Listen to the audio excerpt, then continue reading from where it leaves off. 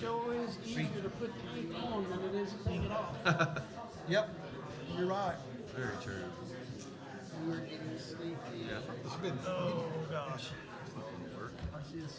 It's make him nervous and get him all tired. So when it comes I'm time tough. to do the meeting, he'd be like, Sure. we'll have to get him some of those shoulder pads. So that he doesn't pain his ears. Listen to you. Here, It'll be a tough meeting tonight or something. I didn't know. Question. about Oh, not too. Do you know anything about how to get, where you would get pictures copied or whatever? I haven't signed it. Family picture type things? Yeah, we've got some old ones that we want to get, you know, some of them are bigger, some of them are little, and we want to get them to all the different family members, but Terry might know. It's the real deal. We just want to get a Somebody told me that, and I about died laughing. hard copy, whatever you want to call it.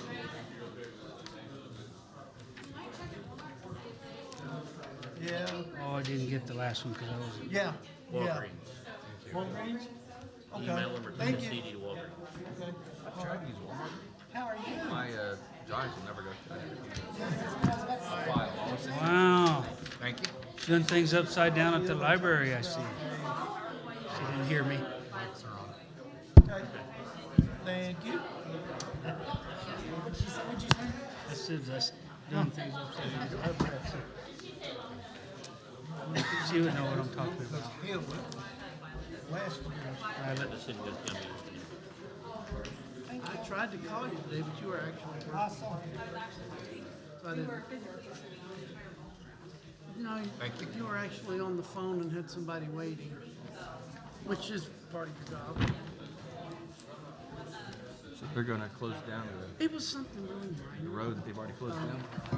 Yeah, Like, I think that's what they did. I forgot about it. I drove past early this morning and they were putting the Sonic sign on there. I thought, I rememred, oh yeah. What the heck happened with the power outages? it didn't hurt this time. I wasn't here today. I don't know. It just went whoop. You guys ready? Those guys are putting in the hot water. I was hoping they didn't get into it. There's Mr. Chris Paskey. Yeah. Yeah. Yeah, it's not, it's, All right. you're doing a really fantastic That job. happened the other day. Good. We need to go.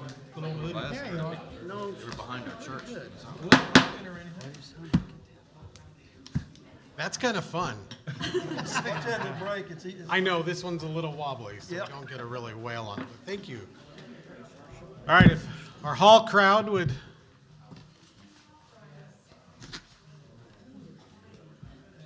Please help. All right, we're going to go ahead and call this meeting to order. I've asked Councilman Gantier to lead us in pledge and prayer. Prayer and pledge, sorry. Prayer, okay. Heavenly Father, we thank you for today and all that you've given us. We thank you that we have a place that we can actually call home. We ask that as we go through the business of the city, that we would use wisdom and do things in accordance to your will. And we thank you for this opportunity. In Jesus' name we pray. Amen. Amen. Attention, salute, pledge.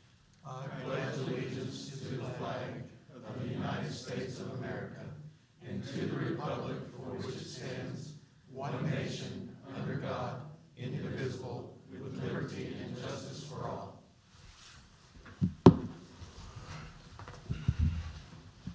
Thank you. I'd like to remind everybody, if you are speaking, to please come up to the microphone so that we can hear you. We're still experiencing some issues with our audio. All right, petitions from the audience. I understand we have one. Roll call. Come on up. Don't do roll call? Yeah, we should Oh, probably do. gosh, sit down. All right, roll call. Terry Lamar, Here. Choya Shropshire, Here? Dennis Nance, Here. Travis Malure, Here. Randy Chitwood, Here. Charles Trammell, Here. Chris Gantier, Here. Bruce Smith. Here. Okay. All right, now petitions from the audience.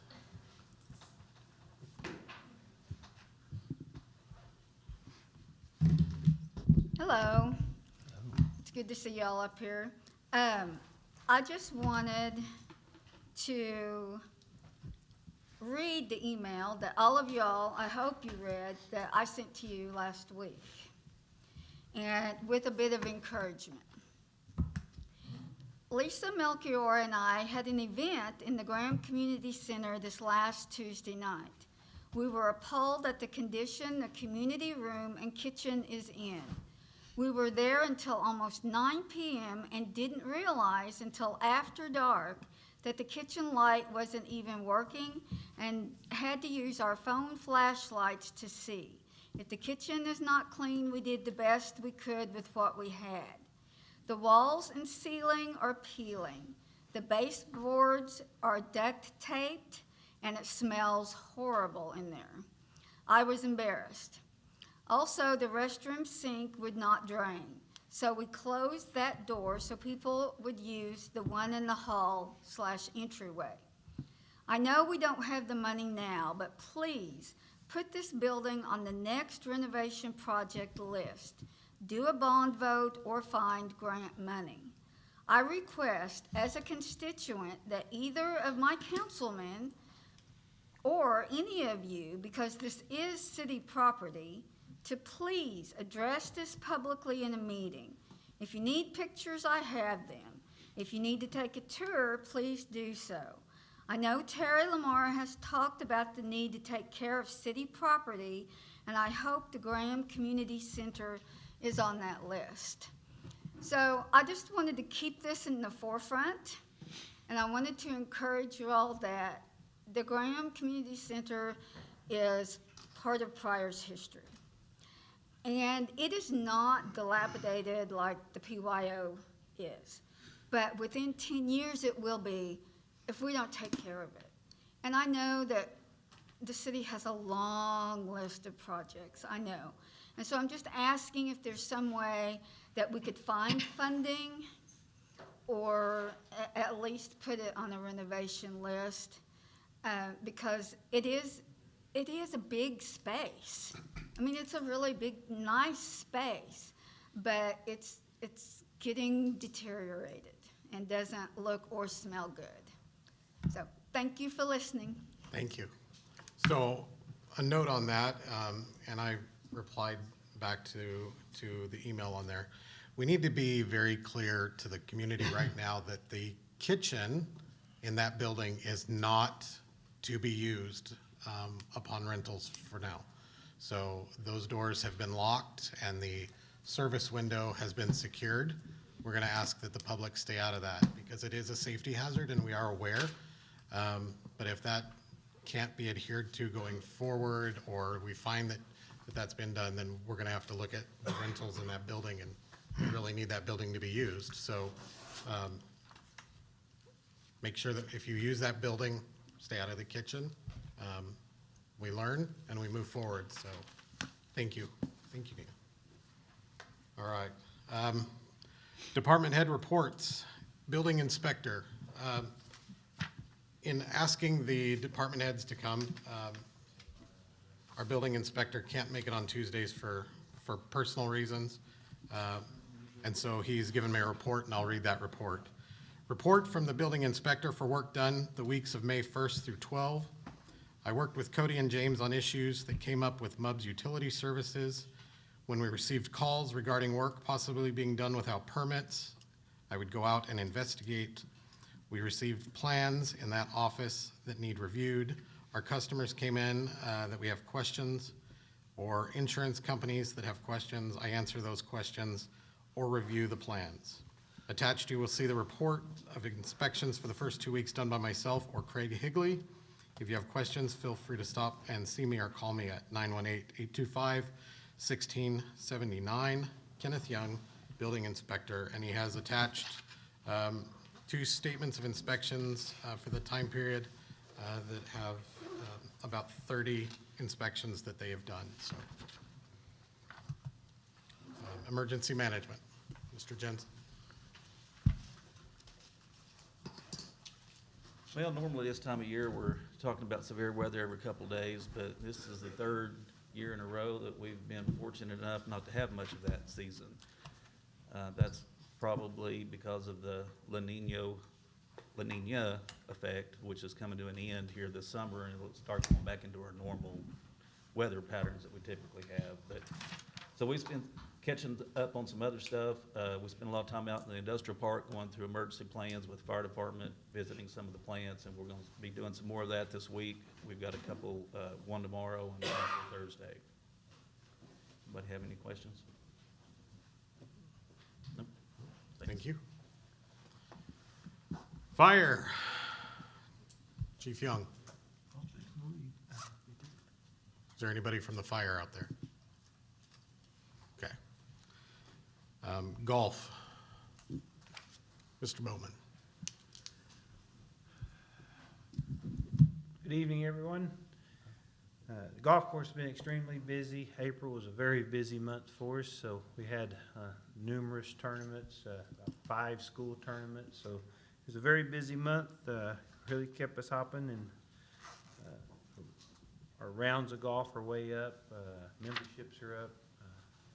May started off the same way. The first couple weeks of May, just extremely busy. And we're trying to keep that golf course maintained. We got a good crew of people. They're doing a really good job. We're getting just a lot of great comments about our golf course. So we just finished the Cinco de Mayo tournament, and I think it was a big success. We had 11 different celebrities come out and participate. So seemed like it was a real good success. A lot of people had a lot of fun, brought a lot of people in from out of town, and even some of the celebrities, and they didn't even know Pryor had a golf course, but they'd sure be back to play with some of their buddies. So some of the upcoming tournaments we have is Coleman Proctor. I don't know if you know him, but he's a team roper that just lives right down the road here, and he hosts a tournament every year. He's like usually in the top 5 in the world. I mean, he's always up there, top 5, top 10. But he hosts a tournament where he raises money for a different charity each year. So that's coming up on May 25th. Then we'll have the Pryor Quarterback Club, trying to raise some money for those folks on June 10th. And then the Pryor Chamber will be June 16th. So we got a lot of upcoming events. I'll get some more paperwork as that comes in to you. All the different flyers, that way if y'all get a chance to want to come out, participate, whatever, help pass the word and help us have some successful events. Other than just being busy, anybody have any questions for me? Want to learn to play golf? Come out and see us. We're all about golf, all right? Thank you. Library. Ms. Raritt?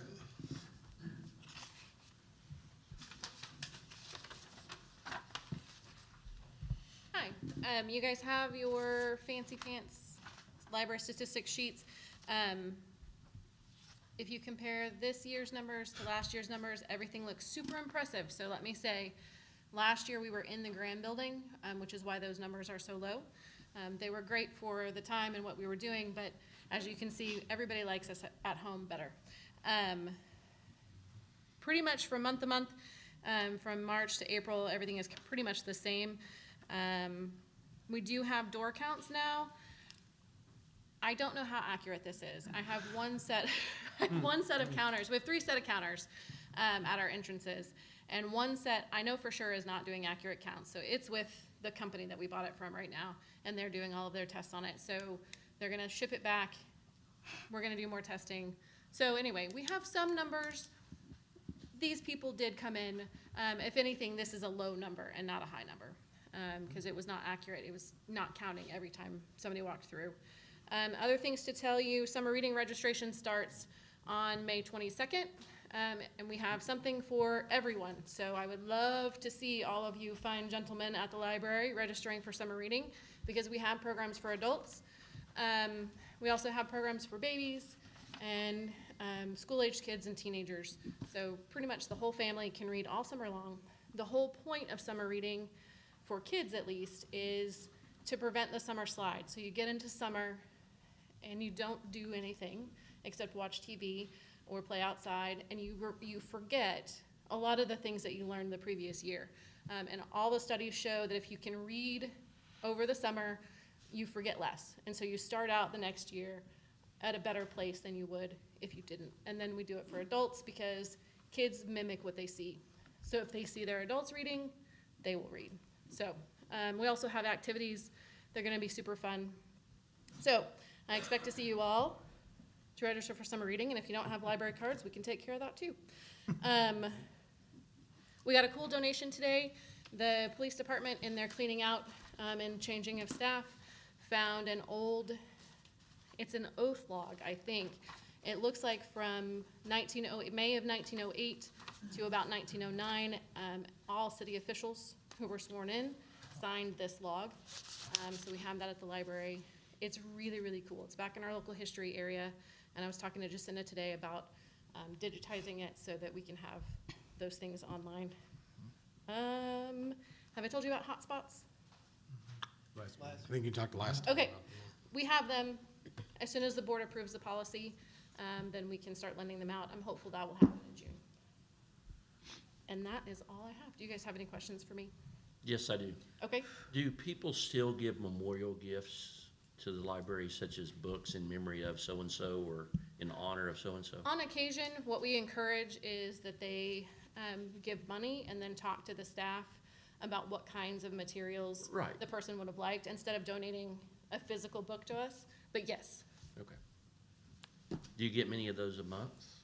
we don't get very many of those a year. Okay, So it's definitely something that we do, but it doesn't happen very Okay. often. thank you. Thank you. Thanks. Parks and Cemetery, Mr. Frank.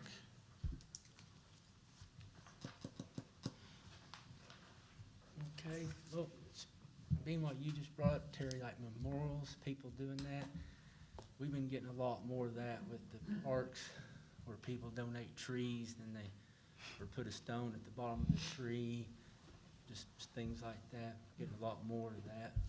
But we had a Gus Gustafson, I think he donated like 5 trees just a couple weeks ago between Whitaker and Centennial. He's gonna put a stone at each one. Then we've had a couple of them die, and I've contacted the people, and they're gonna replace them, so. But other than that, May's usually generally probably our busiest month. You know, we're trying to mow, you're fighting weather, you're fighting events, trying to get Memorial Day ready. You know, we had a tree go down at the cemetery, some limbs, got the splash pad fired up, and it's always contrary when you first fire it up.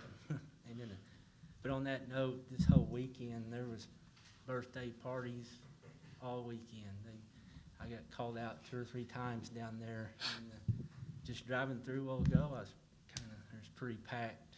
So, but May's a busy month. Once we get past it into June, then we get on a normal routine. But other than that, just doing my thing. Have been, okay, one quick deal. So I don't know if y'all seen or read, you know, I'm working on a skate park.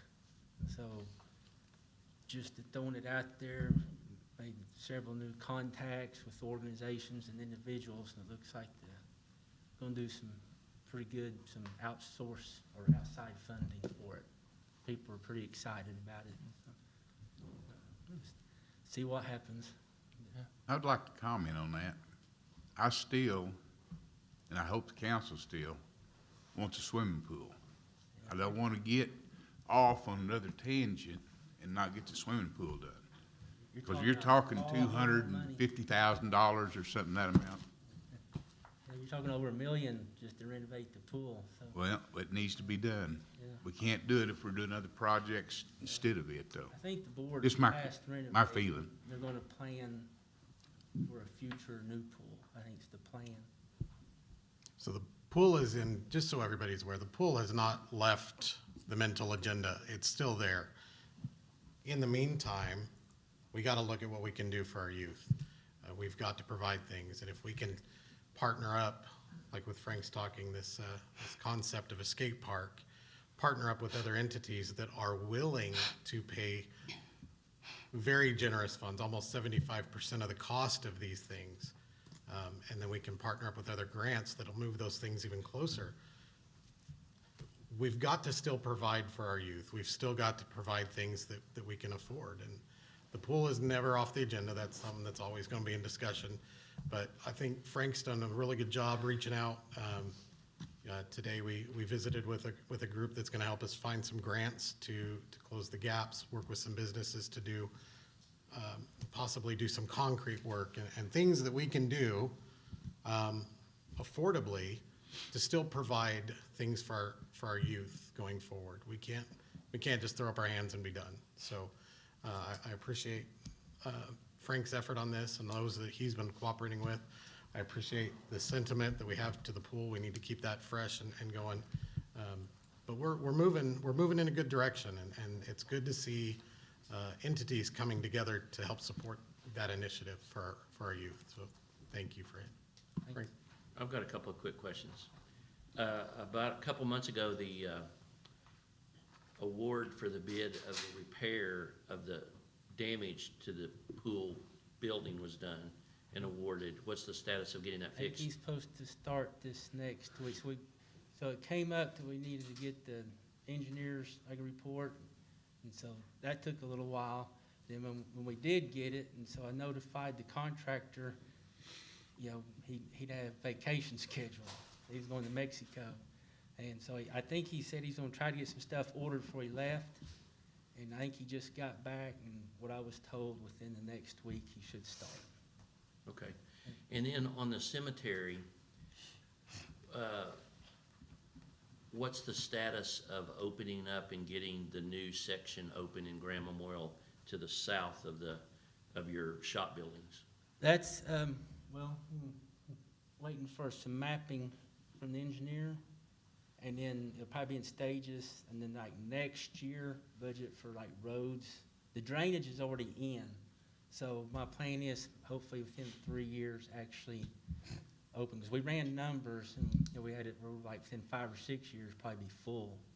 So hopefully within 2 to 3 years, actually open to be straight south of the shop. Okay. Thank you. Any further questions? Thank you. Police and Animal Shelter. Chief Kentrell. How are you guys? Good. And I'm gonna do the animal shelter too. It's easier for me to be able to kind of see everything that's going on. He's gonna hand you out our stats for the police side. Thank you, sir.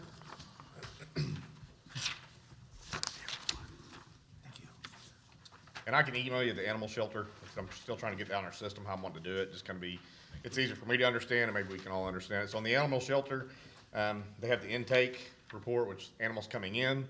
They had 20 cats come in the last 2 weeks, 20 dogs, and it's got the breakdown of surrenders. Most of them are picked up on the street, and you'll see our animal calls in the police report have went up a bunch this month. Outgoing, they had 11 cats go out, and 18 dogs went out. 1 cat had died, and then 1 dog had died. I was asking her kind of how many animals are in the shelter. There's 85 in the shelter right now, animals, mixture of cats and dogs, and then there's 22 fostered, so it's 107 animals that we have total under the shelter's umbrella, and there's 4 or 5 pens open for the dogs. So we're trying to get a grasp on some of that, and there's still some things that we're working on as far as finding the best outcome for the issue that we were having that we pulled off the agenda last time, to figure out what the best action is on that one. Anything on the shelter that you guys have? I got one question. How long you may not know yet, how long is a given animal stay in the shelter? Is there something been there for a year, or are they 2 months, or? I think there's a process. I'm not familiar with all of it yet, but if it's say we pick it up off the street, there's a time frame on it. Okay. Captain Turner may be able to answer on that, but I'm not sure on the exact time frames yet.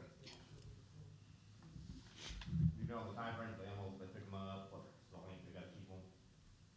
Before they can, I think it's a 5-day hold for, don't hold me to the exact number, I believe it's 5 days where they can be put up for adoption if they come in. But as to how long we can hold them, there's not a determined amount of time. So are there animals there that's been there for months or a year? I don't have that information, Terry. I can call and get that for you right quick if you'd like to. Sure. Yeah, well, And I'll work on some of that too. That's what, I'm trying to figure out the best source of things that we're working on as far as the shelter goes, questions that we have, things that make my system easier and easier for you guys too. So we'll work on getting some of those numbers. Code enforcement, I'm trying to break it down separate too. Trent, Sergeant Humphreys, he does our code enforcement. He's working on 4 dilapidated structures. There's a process to it, and you're all familiar with the process. It's something I haven't dealt with a whole lot either on that side, so I'm trying to learn that too, because there is a lot. If you're gonna tear somebody's house down, a lot of process you have to go through it. He's sending me the emails with the structures he's dealing with. He's starting to deal with a lot of high grass, obviously with the rain and the grass growing high.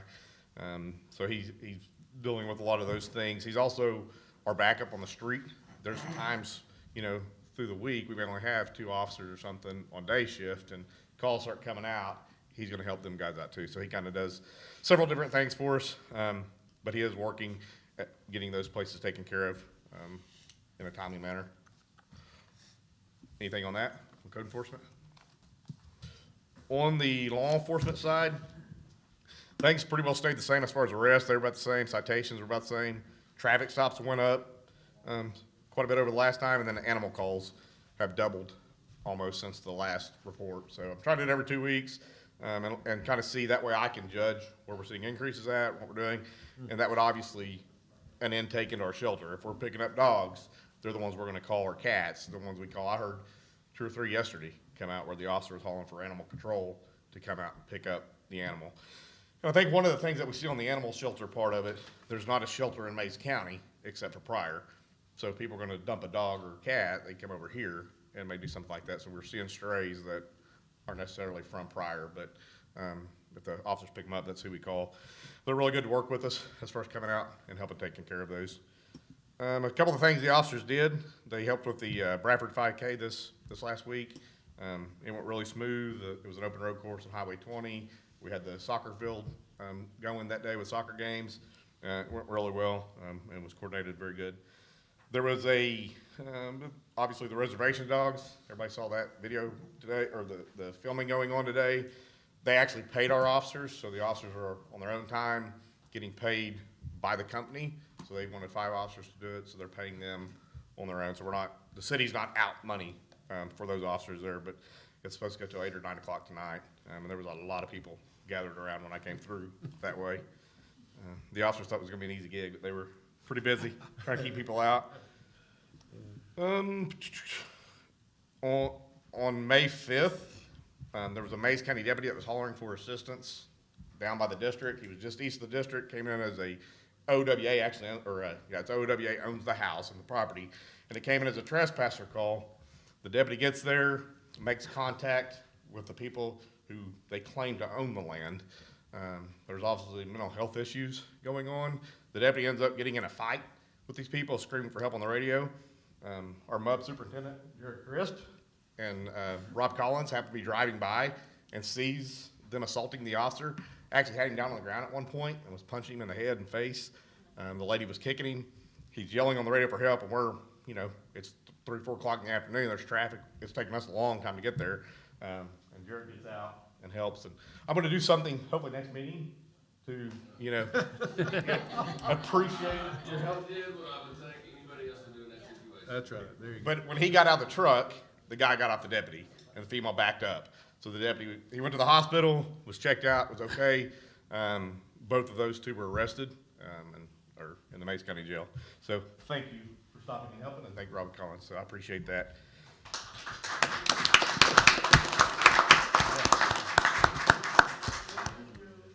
The old police, sorry, I'm taking up too much time. No, you're good. The old police department was a train wreck, to say the least.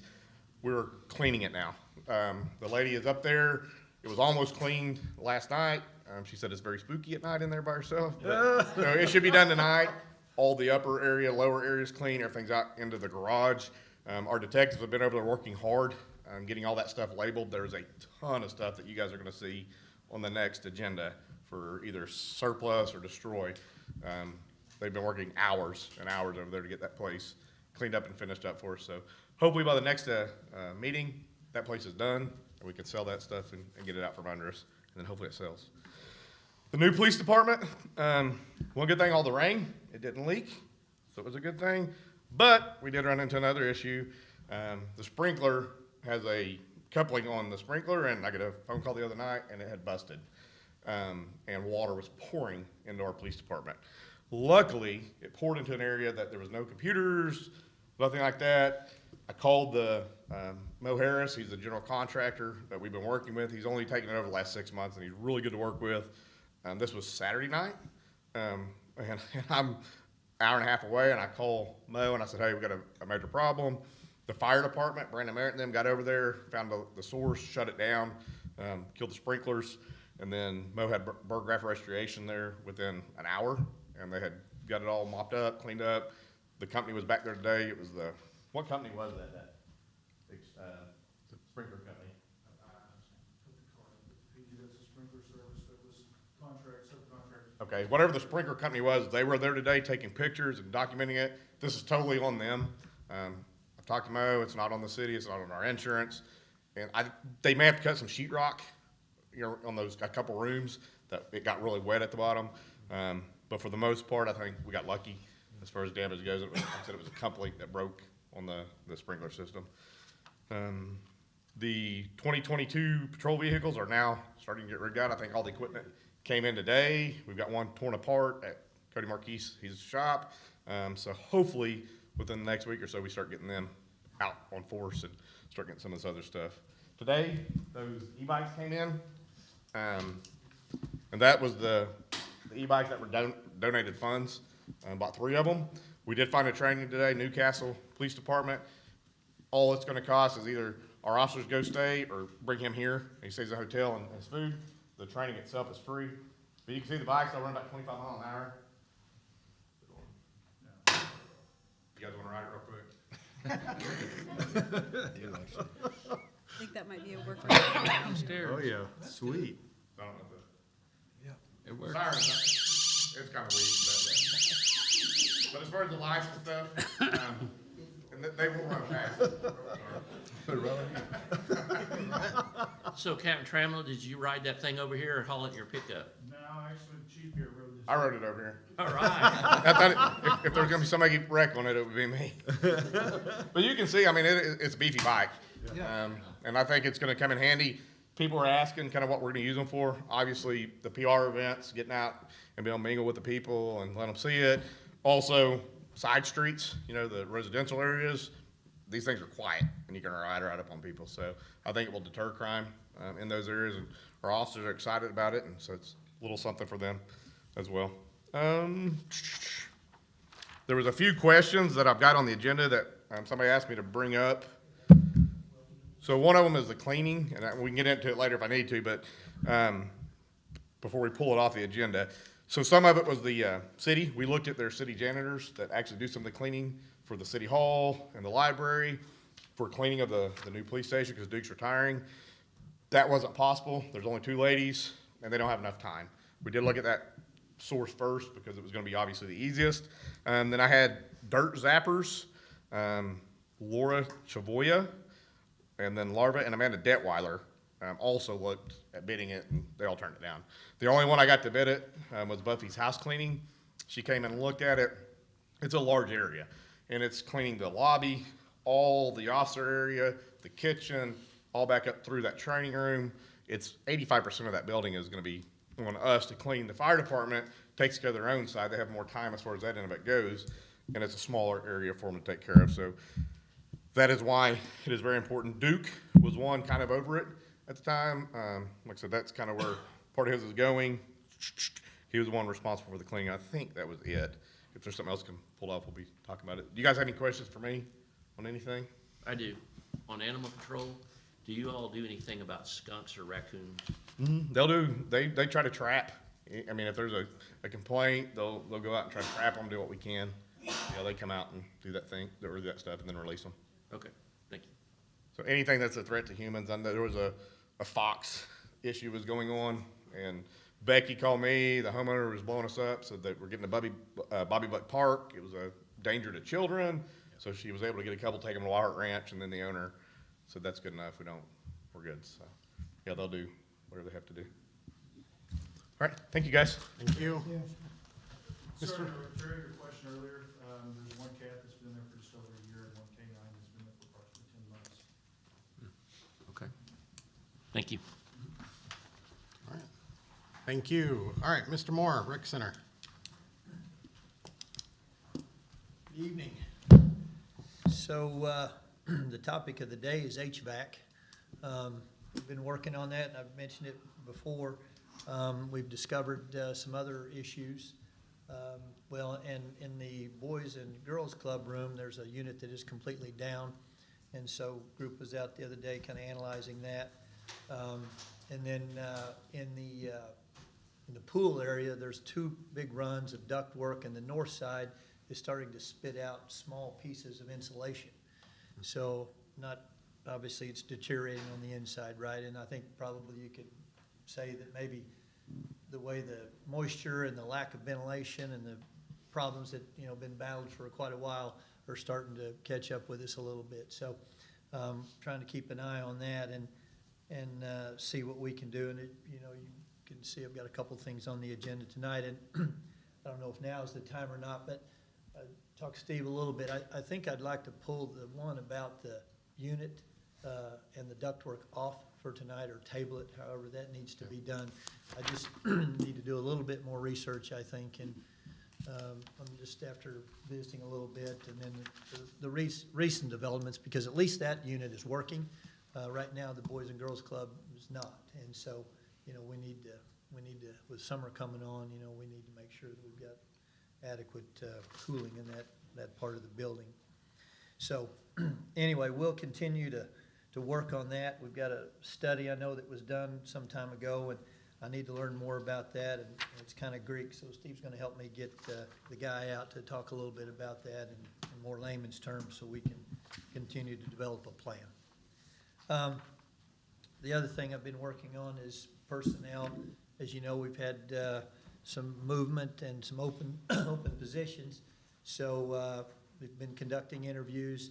Tonight, as you see on the agenda, we've got a custodian we'd like to get approval on, and then we will be asking at the next meeting a front desk person. We've got somebody, I think, lined up for that, and then we've got one interview to go for assistant director, so we're closing in on getting those done.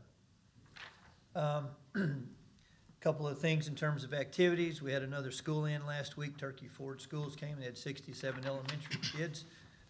We've got 2 new lifeguards to train. Jess Rieger just took over. You know, she was assistant director. She moved over to fitness coordinator after Kelsey Brook left. So that started this week, so we're excited about that. I think we're continuing to make headway on the Cherokee Nation membership program. We're getting very close to getting that put into play. You know, as I mentioned earlier in the month, we had 105 new members and 81% retention coming off of last month. So we're holding steady there and all. So that's really the highlights in the last 2 weeks since the first of the month. So any questions? No. All right, thank All you. right, thank you much. Street, buddy, come on out.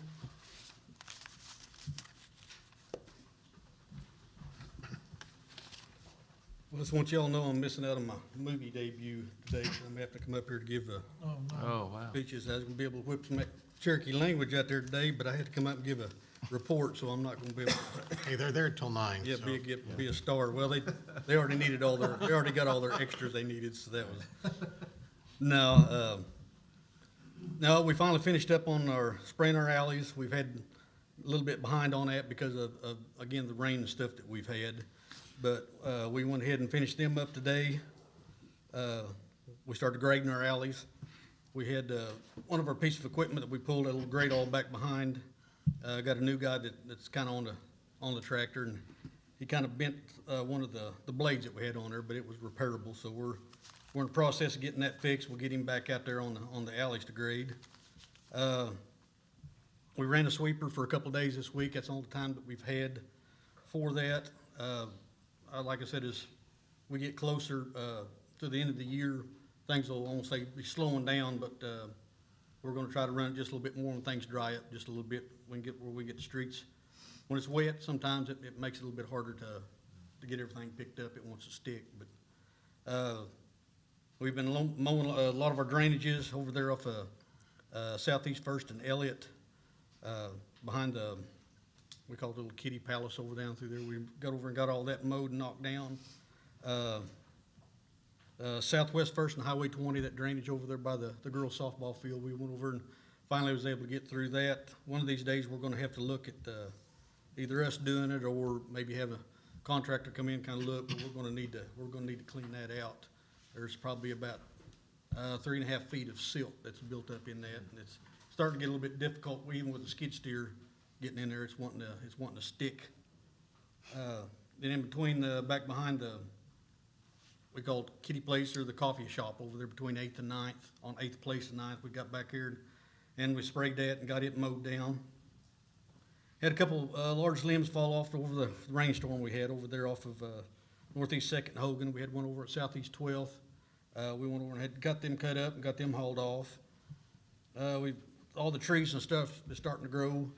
You may get some calls from in your wards or whatever, of people up there in their yard trimming trees or limbs or whatever, but that's what we're doing. There's a lot of them that's growing in front of the stop signs now that we're back there getting them cut off, being a safety item. And then our report on our 2004 Chevy flatbed truck. They had it ready. It was ready to go. And then once they got it going, they was gonna keep it for like 3 days and drive it every day just to make sure everything was all right. Well, once they got everything together and started it up, drove it for 1 day, and it started knocking. So they brought the people they got the motor from, they come down, we'd all discussed and looked at it, and what they're going to do, they're just gonna give them a brand new replacement motor. So now we're just waiting on them to get it redone, and hopefully it won't happen again, but it was just I guess a freak thing, because they said, they've gone through hundreds of motors, and it was just one of those weird things that just happened. So, other than that, just basic stuff with pothole here and there, and pulling maintenance and stuff on our equipment, keeping it going. So, anybody have anything for me? Yes, I sir. will find out. I will go over nothing else. If they're bad enough, I will get over, go ahead and post some stuff around that through there until I can find out what it is. What about the new dump trucks that we ordered? Any status on that? Well, yeah, when I talked to them, because the last time they sent me an email and said that they would, I guess that was a misunderstanding, when they told me that they would be ready to go at the end of March, which what he meant was that they would be receiving the dump trucks at the end of March, and they'd be ready to go to put the beds and all the lights and everything on it. So that's what we're waiting on that. So we're just, those trucks in, all the parts are in, they're just trying to get everything hooked up on. So hopefully it'll be here, hopefully sometime in June, I'm hoping. So. In the heavy rains yesterday, did you all have any major issues with plugged up? No, there's a few gutters? areas. I mean, on Fifth Street, it's been a lot better on us. We still got a few pipe over there that we need to, like I said, get with the homeowners on. I talked with the mayor on that one over there, and of course that one we still have problems with. I mean, it drains, but it's not real fast because it's bent.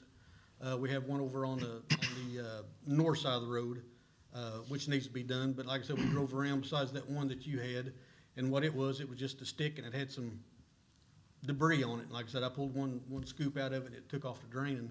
But again, right now everybody's there mowing and raking all the leaves that they have off out into the ditches, and that's, I know their yard looks really wonderful and everything, but all that does is cause problems. And but we do have a few pipes they're stopped up, so I'm kind of hoping after the beginning of the year, like I said, I talked with the mayor about this, and we're gonna be looking at one of these machines that we can open those pipe up without having to dig them out, shake them, because I think it'd be a good asset. Well, I've been looking for something like this for about two or 3 years now. Just a jet? Yeah, that jet rotor. And I think Mud they brought theirs out that one time for us, and we just went to get this pipe, and I mean, it worked really well. Within, 10 minutes we was there, the pipe was opened up, and it was, water blockage was final. I mean, it was done. It just took off, so. But I think it's gonna be something now, because here a while back, we had like 15 of them that was stopped up. And we just been slowly going through and getting them undone, but some of them are concrete driveways, and so, in order to do that, you're gonna have to saw that out, dig it out, pull the pipe out, shake it, but then you take a chance on it bending or bowing or whatever, so then you don't really get a good flow back to it, set it back down on grade. So I mean, that's, yeah. So, anyway, but other than that, everything that we've been dipping here lately, we went over there on Second Street, and, I mean, yeah, there's a lot of water that carries down over at, southeast Second and Elliott down there. But everything seemed like everything so far has been flowing. I mean, we still have a few areas that needs to be worked on, but it's just, we just have to dip some ditches and make some people mad. There's a lot of them, they don't want their ditches in front of their house dipped, and I told them, I said, well, that's fine, but if you back any water up, then, you know, they're taking a chance on your neighbors, arguing with them about that, so. But, if you get anything, like I said, you know, leave a message, text me, call me if you got anything. That's what I'm there for. Let me ask you a question. The gravel pit on Lake Hudson we own, is the gravel pit still good or is it dug out? I mean, is it still? Well, to be honest with you, I haven't been out there in probably, well, I don't know how many years. That was when Bill Briggs was here, when he was street superintendent. We used to haul out of there when, like on 9th Street and Dog Pound, and then there's some other little roads that we had that were gravel, and we used to go out there and haul that rock out of there, that clay rock, and we put it on the roads, and that's what we used to grade with. But then we would start going to more of a street standard. We started using Crusher Run for our roads, and we really don't have anything to grade right now. So I mean, it's probably been 15 years at least since I've been out there. It's probably been 10 since I've been there, but I don't know in my mind, like go out there and look to see if it's all been dug out or if it's still got value for the gravel. That's what I was wondering. Yeah, well, last I seen when we was out there, I mean, there was plenty of area to dig out. I mean, Okay. towards that, but I mean, again, I mean, I don't wanna lie to you, but like I said, last I remember, like I said, I was talking with Terry about this, I kinda remembered halfway about getting out there, but yeah, we haven't used it in at least 15 years or more. I mean, that's been, like I said, back when Bill Briggs was street superintendent, so. Do you have a key to the gate? Bill probably had one. Well, Well, I mean, we got some cutters down there if we have to, but I mean, if it's still the same city lock, then I mean, it should be the city locks have been the same for years and years, so. okay, right. If not, I mean, we can run out there and unlock it, whatever we need to do, so. Okay. Is the city lock and mud block different locks? I think they changed, is it the same? Okay. No, they're different. They're We're different? going through a process of changing because we've had a lot of employees leave and we got a lot of infrastructure out there that some employees that may have gone away mad and really doesn't need to have their hands in, so. But we're talking thousands of locks we've got in this town, so we're slowly but surely changing out ours. Could you identify those locks if you saw one? Can I come look? So just so everybody knows, there's a plot of land that the city acquired. I believe the deed was what, 56? I think 58. 58. Does look like. Isn't this coming up later? What's that? You- It will, yeah. So just for That looks like one of clarification, our- Where's this at? that's out by the river. It's kind of hard to describe where it's at, but it's 438 road out, and it's kind of out by itself, but we're, 2020, yes, or 2028, that's what we have right now. Late Okay. 2028 is what Yeah. we share, but Is that the old one that I might have a key to? it might, I don't know. so we'll talk about that as we get to that item on the agenda. Thank you, buddy. Courtney, city clerk. We had the request for proposal for the construction audit, and we received two audits, two requests. Oh my God, two proposals. Two responses? I'm sorry? Two responses? Yes, thank you. You're welcome. Two companies, Hood and Associates, and then Fort Hill Associates. So, here is the information on all of those.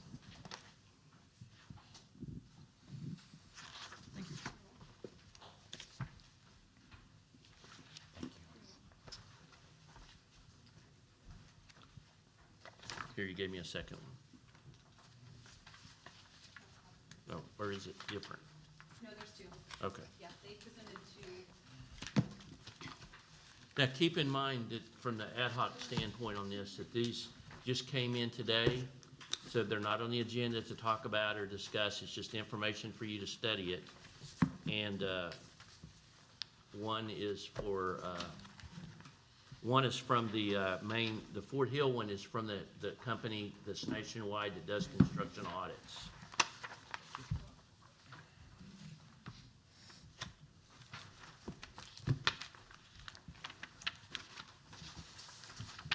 Like I said, those are the only two that we received, and it's closed now, so nobody else can present any. We had 3 requests for proposals, and one of those, we did not receive any proposals on. That's it. Did you want to discuss the request for information? I kind of forgot about that, honestly. You know what I'm talking about?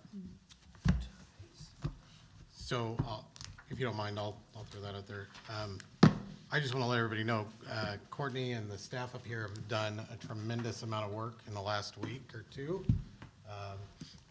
Kind of trying to get files organized, get the filing cabinets straightened up, and it's just been amazing watching them go back and forth and the diligence that they're doing.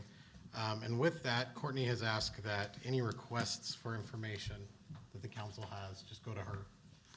If you have anything that you need from any requests for contracts or anything like that, please go to her. She'll be the sole source for providing those to you. Especially since I'm the record keeper of the city. And that actually goes for any kind of request for information from anyone, citizens, council members, everybody should come through me. Yeah, they've done a great job. As you can tell by the information provided tonight in our department head reports, our city employees are doing a fabulous job running their departments and getting things done. We just need to make sure that we recognize their efforts as we go forward. And as frustrating as some things may be, they can't do it all at once, but they are definitely working diligently to keep our city up and going and looking the best that they can. So thank you to all of them. Mayor's report. Hey, can I ask a question real quick? Sure, what do you got? Can we get a copy of the RFP that went out to generating these? Yeah, I can get you Yes. copies of that. Yes, Courtney can get that for you. Thank you. You're welcome. All right, mayor's report. Item A, presentation of City Pryor Creek 2022-2023 audit by Violet Kirkendall.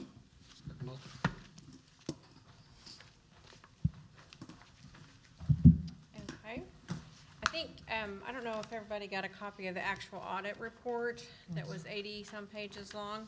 Yeah. So instead of standing up here in the middle of your long agenda, I'm going to do a summarized presentation like I did last time, just in the essence of time. Violet, just for purposes of the record, we need to clarify that agenda item has a Scrivener's error on it. It's 2122. Right. Thank you for catching that. Yes, thank you. So, again, this is for your fiscal year ended 2022 audit. 2023 will end in June, so then that audit will be conducted hopefully before December 31st, which is the due date for each fiscal year end audit. So we kind of tried to get this together and out, and after this audit, we'll be caught up. So that's a good feeling. So just wanted to go through some information about our firm. We've been serving Oklahoma since 1992.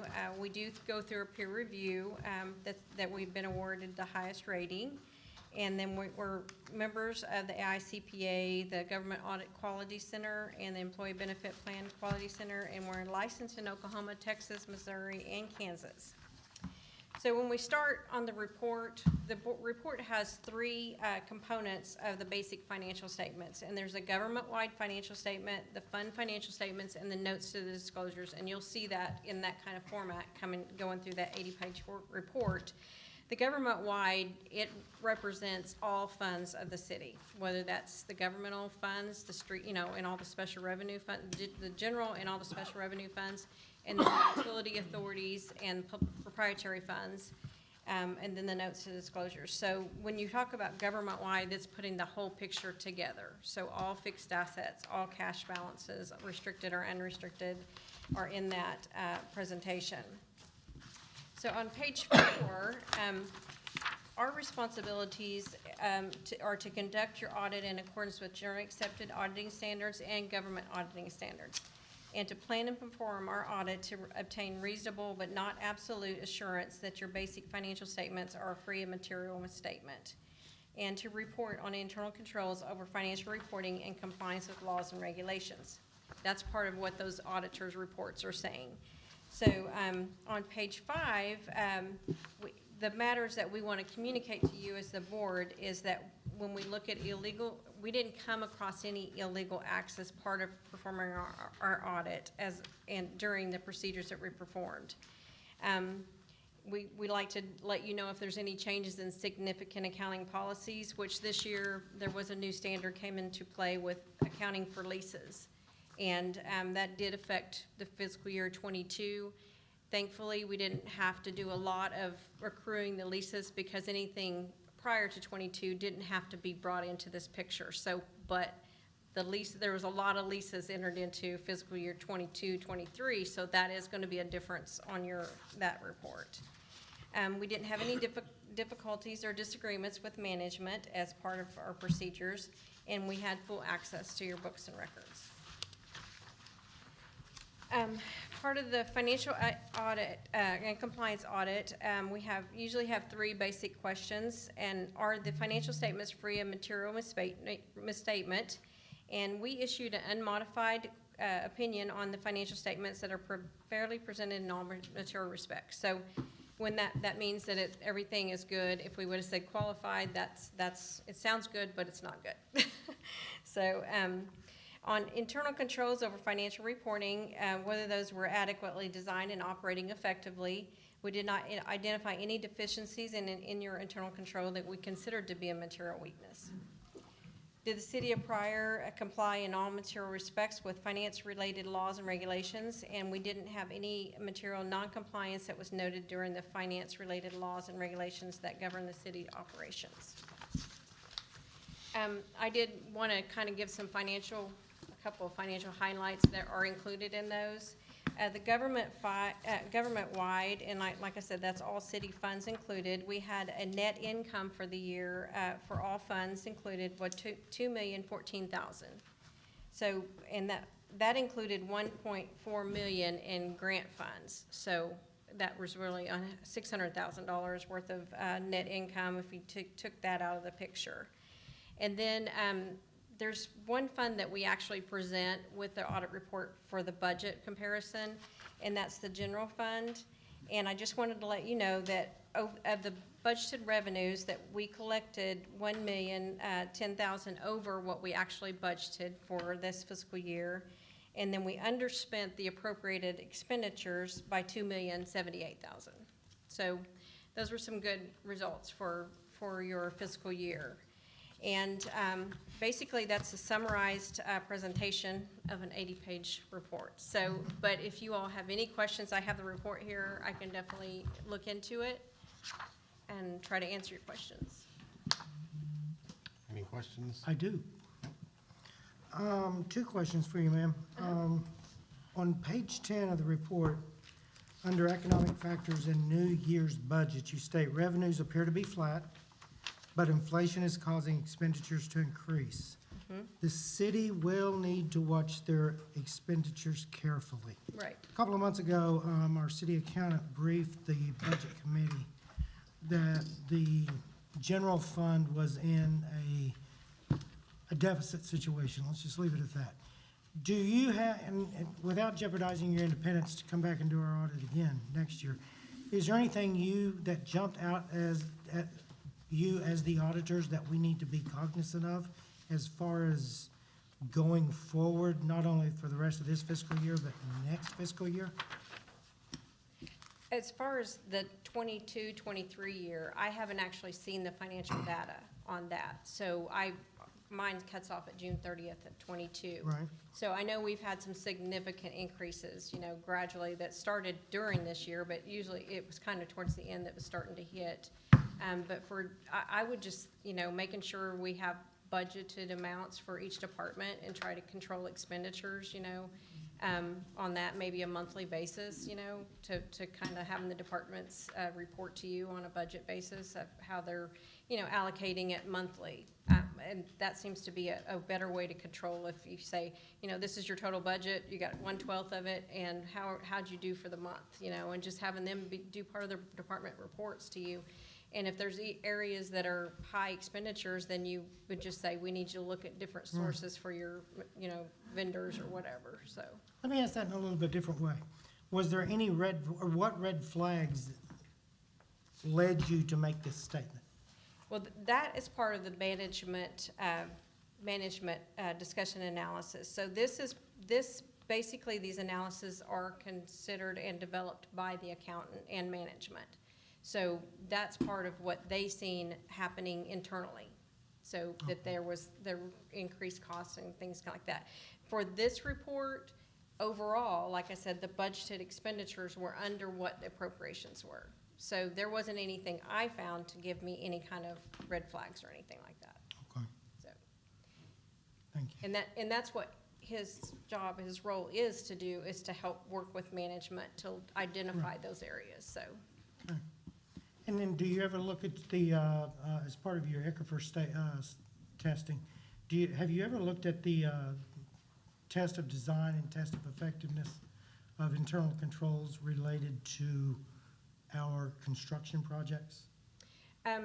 We do an overall, we don't actually test the individual operations of the construction projects. That's usually like an agreed upon procedure, a separate engagement. We do look at financially overall, you know, making sure things come in, and what's spent is on construction projects. To go in and actually do an audit of the construction, that's usually a separate engagement. Which I think was what we're doing here. Yeah. And it's usually, instead of an audit of the financial statements, it's usually called an agreed upon procedure, because it's a specific thing you're asking to do and to look and analyze. And is that how we presented the RFP? Was it an agreed upon procedure? You'd have to ask. I think, well, we responded to it, so I can answer that question, is you gave some specific items that you wanted to be looked into. And so how I replied to it was an agreed upon procedure to do these procedures and these, you know, items in relation to these items. So I'm not sure how the other company, did you all look at theirs to see how they We haven't responded? looked at it specifically yet. Okay. So I'm not sure. That's how I responded to it, because I can't do a financial statement audit that tells me to look at, you know, those specific things. Yeah, When you do a financial statement audit, you have to look at financial statements and then audit those and then go into it a backwards way. So that's kind of the difference between an overall financial statement audit and then going into details into programs and those kind of things. Okay. Okay, Thank you. you're welcome. To piggyback his question about the RFP, since that came up, yours that you presented, is it for construction audit or just the financial side of it? It's Or both? the financial side. It's Okay. not the construction where you're looking Okay. into the cost and those kind of things. I'm not qualified to do that. Okay. So I could never. The other one that we got was for construction. You're gonna do or your proposal my was for pers- finance. Yeah, I Okay. didn't do on both. I only did the Okay. one that I felt like we were, and I didn't have anybody to even recommend that around this area that could do those construction type audits, so. Thank you. You're welcome. I had a question on page 26. If it's a detailed answer, you can get with me later if it's something Okay. simple. The net change in fund balances, third from the bottom. The deficits, I'm assuming that means that it went down? Right, that's on governmental funds only. That's, like, there's two different funds included in the government-wide, and you have the governmental funds are like the general fund, street and alley, street and drainage, public sinking fund, and then there's all the special revenue funds are included in that. So then you go over to the proprietary funds, have the utility services, the rec center, the golf course, those kind of things. That this adds to that to get to the government-wide total. If that. But I mean, was there something that big that brought it down? Would it have been the construction and all that? Would that have been what brought it down, or is it? If you don't know.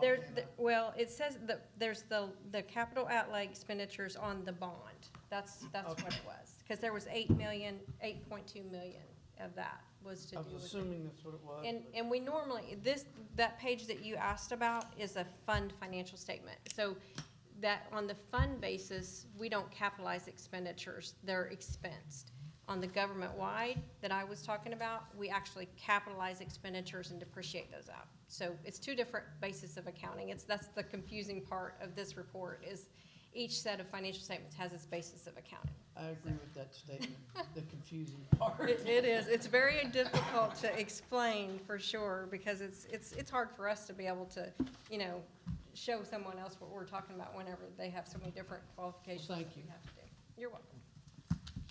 Any further questions? All right, thank you, ma'am. You're welcome. Have a good night. Item B, notification of road closures for one-day filming of Reservation Dogs. Today, May 16th, 2023, from 2 p.m. to 8:30 p.m. around the area of Pete's Drive-In, specifically Northeast First Street, east of North Elliott Street, on the west side of Pete's. Northeast First Street, east of Pete's, between Indianola and Orphan Streets. North Indianola Street, just south of Northeast Second Street. North Indianola Street, just north of Highway 20. So, does anybody have any questions on that? That's, they're notifying us. They gave us our little map here, basically showing what they've done and where they're at, and that'll conclude and be out of our way by morning. Everybody got their time again on the screen. Any questions? Better be done before we get through. Yeah, yep. All right, item C, discussion and possible action regarding Economic Development Trust Authority to provide funding and request donations for a 2023 fireworks show. Motion. Second. Motion by Choya, second by Chris Gonthier. We have in your packet here, you have a letter from the EDTA explaining that. And that letter states, Dear Pryor Creek City Councilors, at the May 8th, 2023 meeting of the Economic Development Trust Authority, the trustees discussed a proposal from Mayor Doyle regarding a fireworks show for the city of Pryor Creek. After discussion of the economic impact that a community fireworks show would have on our Pryor Creek, the EDTA trustees voted to expend up to $25,000 of the EDTA funds for the fireworks show. We currently have $5,000 in pledge donations and are actively seeking more funds to offset the cost to the EDTA. With funding through the EDTA, this show will be put on without having a negative impact on the city of Pryor Creek budget. I encourage you to approve the contract being presented by Mayor Doyle at the city council meeting. Sincerely, Adam Anderson, Chair. Economic Trust Authority. So, all we're doing tonight would be to approve the signing of that contract. The funds have already been approved for them. We have several, Adam, do you know if we have any additional funds committed or? Since you said everybody had to come up with mine. Yeah, come on up. We are still designing the flyer for that. I have talked to several and there's interest in being committed, but they needed something to put in front of their respective boards to show what the advertising was gonna look like for them, but I think we'll get there pretty easily. Yeah, so just by word of mouth, as we've discussed with other groups, there's quite a decent interest in that, and that sum is actually really reasonable for what we will be getting. And for those that would like to know, the fireworks show is put on by a local company out of Adair, so. Mayor, there won't be any other expenses needed other than just the payment to the fireworks production company? Correct, on the city's behalf. So the idea, the concept is that we will involve other entities, the chamber, Main Street, whoever wants to be involved, businesses, and allow them to come and be a part of that. This would be the only expense right now. At the grounds where it's gonna be at, no, we don't need to rent and pay for porta potty rentals or any other logistics for the? The hope and intent there is that through those donations, we'll be able to cover all of that. Okay, So, right, thank you. You'll also be close to the soccer fields, won't you? Yes, yeah, the soccer yeah, fields will be so there. just a heads up, I know that we had talked and the EDT had approved a location. We have a $3 million substation there. So tomorrow I will meet with Mr. Reagan, who's putting on, and we're gonna look at some other spots that might give, Further north you go, the better I feel. There you go. And we've seen what he can do to the bad guys, so we're, Yeah, he'll step in and hope take the over. wind's out of the south. So we want to make sure that we do it safe and that we protect our assets, but we also really want to provide this opportunity for our families and our community for economic development. So, you have any further questions on that? Thank you, guys. All right. Go ahead and call for the vote. Lamar, Yes. Shropshire, Yes. Nance, Yes. Malure, Yes. Chitwood. Yes. Trammell, Yes. Gantier, Yes. Smith, Yes. Thank you. Item D, discussion and possible action regarding taking legal action against the Grocery Alliance and James Bloom. Closing date, Bloom, not Bloom. Closing date for the land purchase was previously stated to be May 8th, 2023. Motion. Second. Motion by Gantier, second by Smith. Discussion. What legal action are you gonna take? You can sue? That's it. That's it. He's repeatedly not kept his commitment, and just as any debt collection, we need to be prepared to seek that action and let him know that we are not satisfied with the breach of contract. And that's at $61,000. Correct. Correct. And Do you sue as the city attorney? I'll get it started and may recommend hiring another attorney to see it through, but I'll report on that later. Has anybody just asked him if he would consider paying it before we go to court?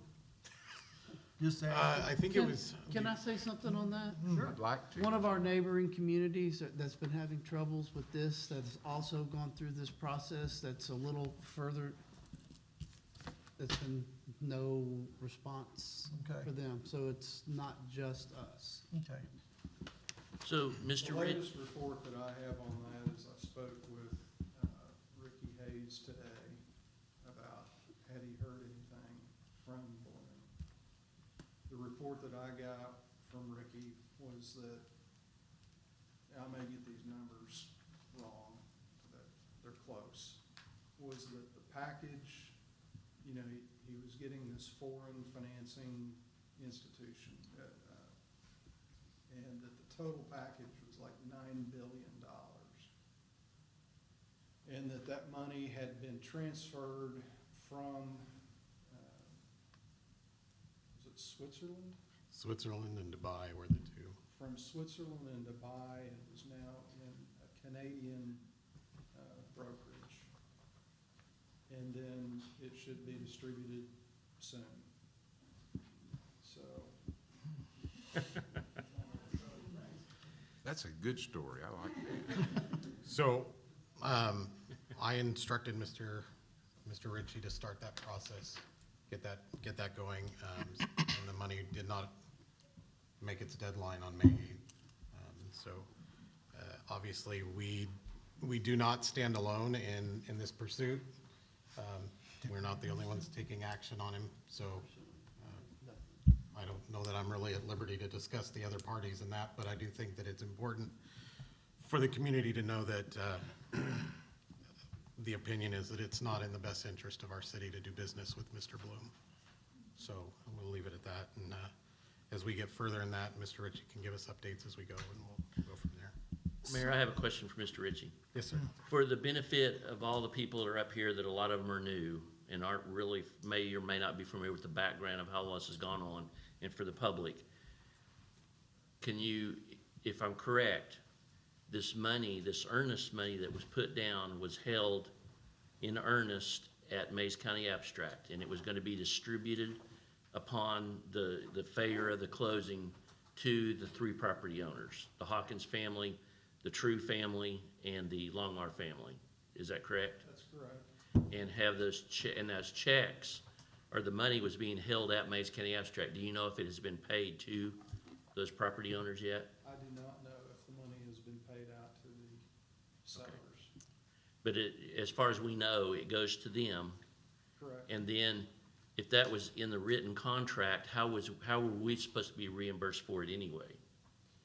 Well, under the original agreement, the city put up the earnest money, and the city was the original purchaser on part of that property. Part of the property, we had an intermediary acting as the purchaser.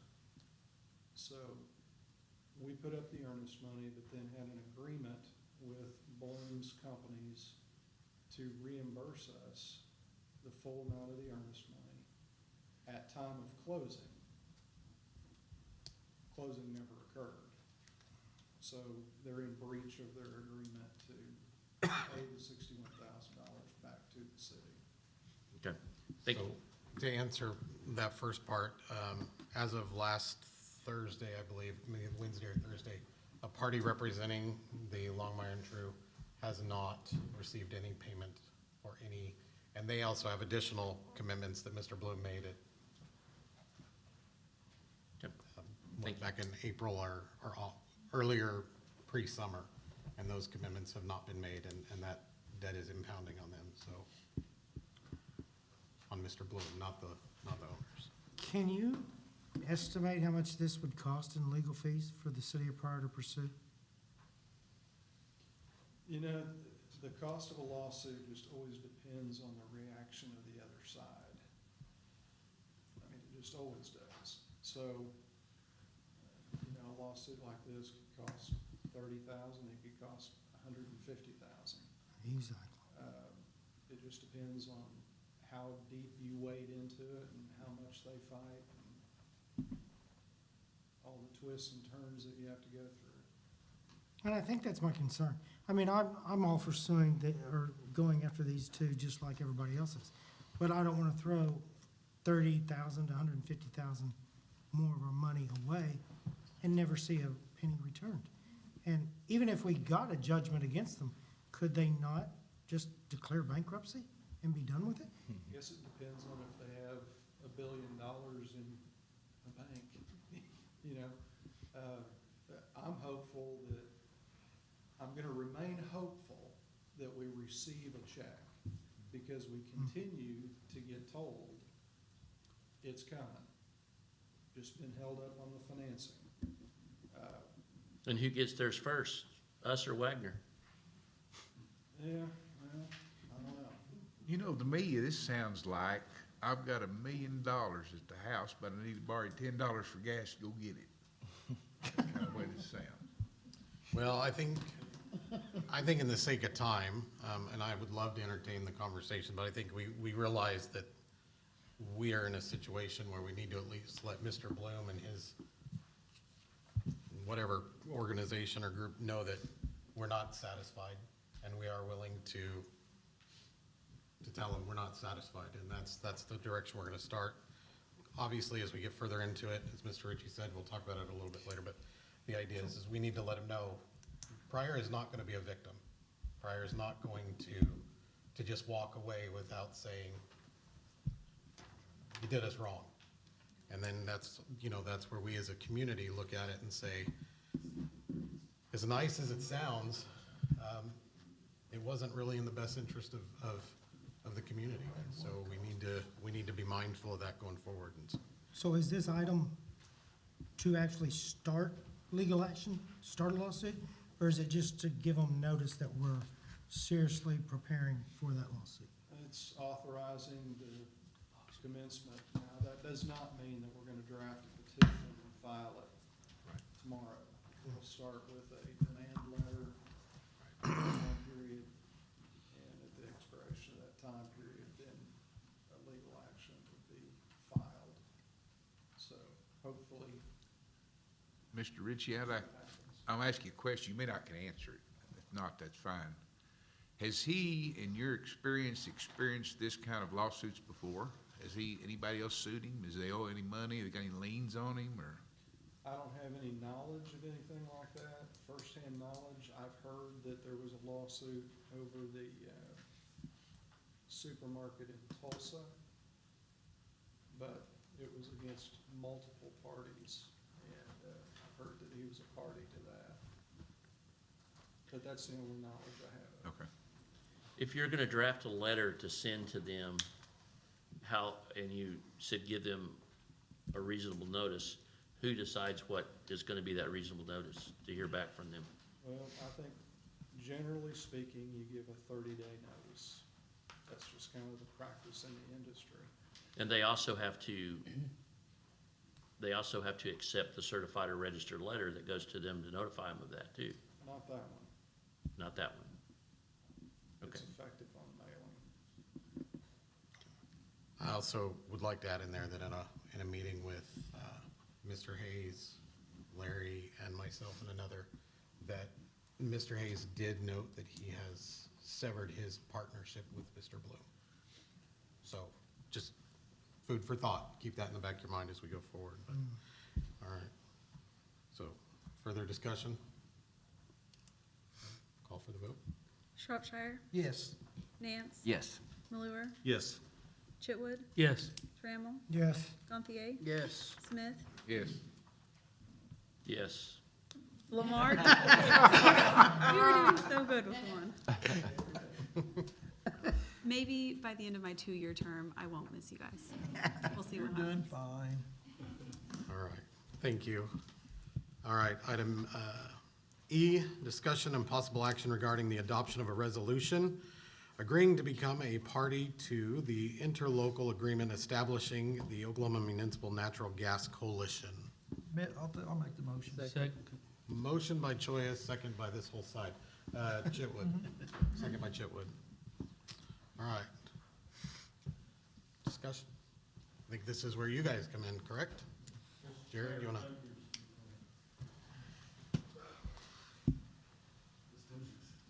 Like we're taking off in the church. Mayor, I'm Bill Tackett, and I work for OMAG, that's your insurance company, Oklahoma Municipal Assurance Group.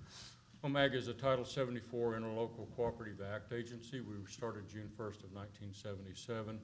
We were started with 2 towns, Choctaw and the Village, and from those 2 towns, we have 500 cities and towns that belong to us. So, created by cities and towns, governed by a 7-member board of trustees, selected from our members and owned by our members.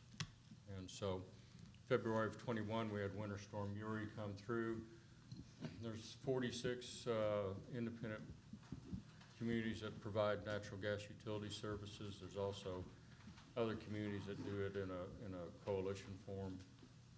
And many of those communities suffered severe financial loss during that storm. And so OMAG provided me, I now have 2 sides to my business card. One side pays, fortunately. And OMAG has sponsored the start of this new Title 74 Interlocal Coalition. Our goal is to provide services to our natural gas towns on a coalition basis. Our goal is to go to the marketplace and purchase natural gas at the wholesale market. All of this is up to each individual member town about what level of involvement they want to be in. To manage and help with storage and transportation of natural gas, to create fuel crews that can supplement towns that provide natural gas utilities. Pryor Creek is very fortunate. Not only you have a professional engineer as your manager of your utility system, but you have a robust staff. Most of the 46 don't have that. Jared, do you want to address the matter? Yes, Mayor, council members, last night my board had the same, we had our own resolution, because we have our independent board and we have the council to join this coalition.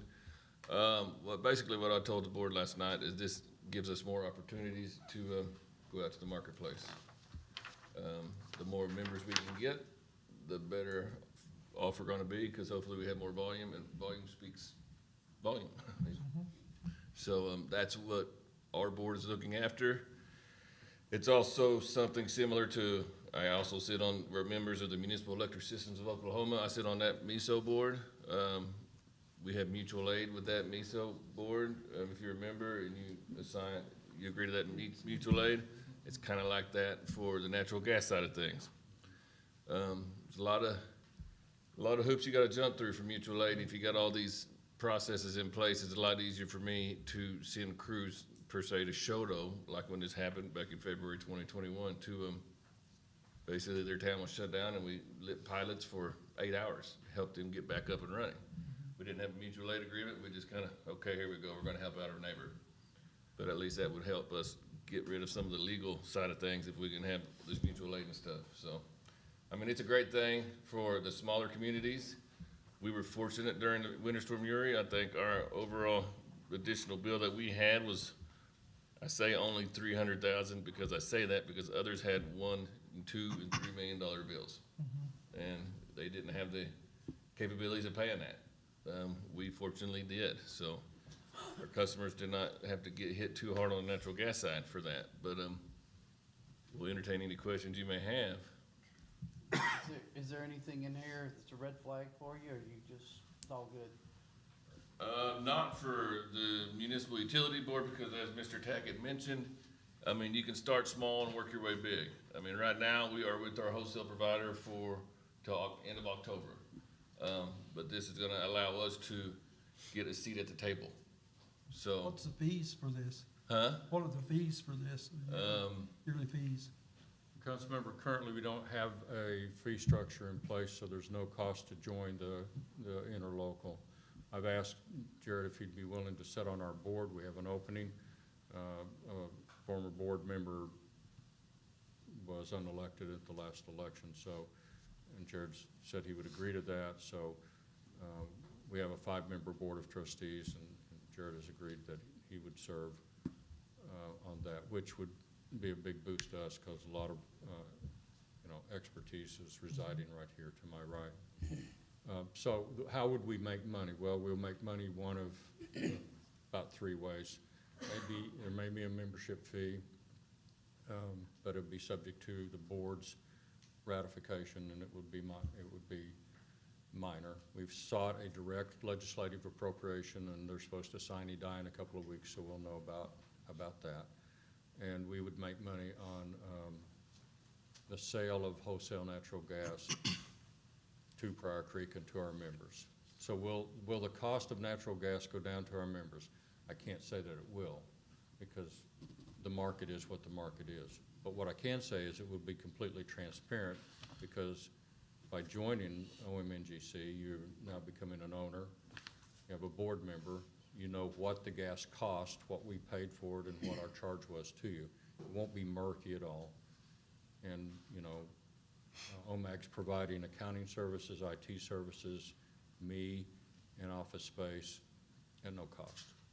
So we're trying to, we're not building, lodges in Colorado off of what we're making on this thing. Steve Garrett is part of our team, and Steve was a former city manager in Oklahoma and city manager in Kansas City area, and from Stillwell area. And so Steve. You could be done without that. Greater Stillwell, and so Steve will be the face of interacting with people, towns on the eastern side of the state, and I'll try to do the central and the western side of the state as we go and make presentations to city councils. I think the cost of gas will be less, but when we go to the market and the Henry Hub down in Louisiana, they're the ones that set the price. If we get the volumes up, and if we are able to develop, we're going to have a call with One Gas next Wednesday. I've asked Jared to be on that. If we can develop a relationship with an Oklahoma supplier that would just supply Oklahoma gas to Oklahoma municipalities on a reliable basis, that's what we would seek first. And to add to that, Bill, if you don't mind, the idea would be to find a way to have that gas be a little bit cheaper. The gas is not cheaper, to add value, that the value would be increased to the members. I think so. And so we want, why does OMAG care? Well, we're your insurance company. Something goes boom or bang, then, we're writing a check. We want safe, reliable, and profitable utilities. Because if they're safe, reliable, and profitable, they're sustainable, and your citizens, every time they turn on the water, flush the toilet, or light the gas, it comes on. That's what we all want, right? And so that's the goal, Mayor, and we appreciate being on the council agenda. We appreciate Jared's support and the municipal board, the utility board's support. Have you talked to any utilities like that have gas-fired, units to see if they may want to become. Generation. We have had initial informal talks with the city of Stillwater. City of Midwest City operates a hotel and convention center. They consume a lot of natural gas. I've had an informal conversation with MISO, not that they would buy gas from us, but that we could learn from them. I would also tell you, and I know you have a long meeting, that we're going to go to Kansas City on Monday. The Kansas Gas Association has done this model since 1998. So we're going to go up and get a jump start on what we don't know. Right now, here's to recap. You're joining something just like OMAG. It's brand new. There's no initial cost, and you'll have a seat at the board. There's no risk right now. We love that. Thank you all. All right. Thank you. Thank you. Any more questions? I'd like to briefly read this. Would you guys like me to read this Sure. resolution? Resolution of the City Council of the City of Pryor Creek, Oklahoma, authorizing execution of the agreement establishing the Oklahoma Municipal Natural Gas Coalition. Whereas the Interlocal Cooperation Act of the Oklahoma statutes enables municipal governments to cooperate with each other to make the most efficient use of their powers and resources on a basis of mutual advantage. And whereas the Oklahoma Municipal Natural Gas Coalition has been created and approved by the Attorney General of the State of Oklahoma as set forth in the attached interlocal agreement.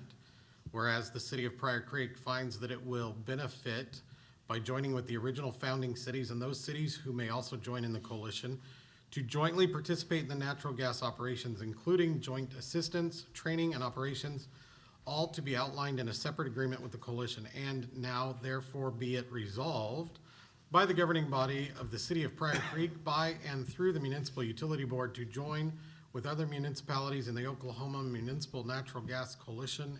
And be it further resolved that the City of Pryor Creek, by and through the Municipal Utility Board, hereby agrees to become a party to the interlocal agreement between the City of Manford and the City of Jones, establishing the Oklahoma Municipal Natural Gas Coalition for the purposes and in consideration of the mutual covenants contained therein, by adoption and execution of this resolution, adopted by the governing body of the City of Pryor Creek, Oklahoma, insert date, signed mayor and city clerk. Further discussion? Call for the vote. Hance, Yes. Malure, Yes. Chitwood, Yes. Trammell, Yes. Gantier, Yes. Smith, Yes. Lamar, Yes. Shropshire. Yes.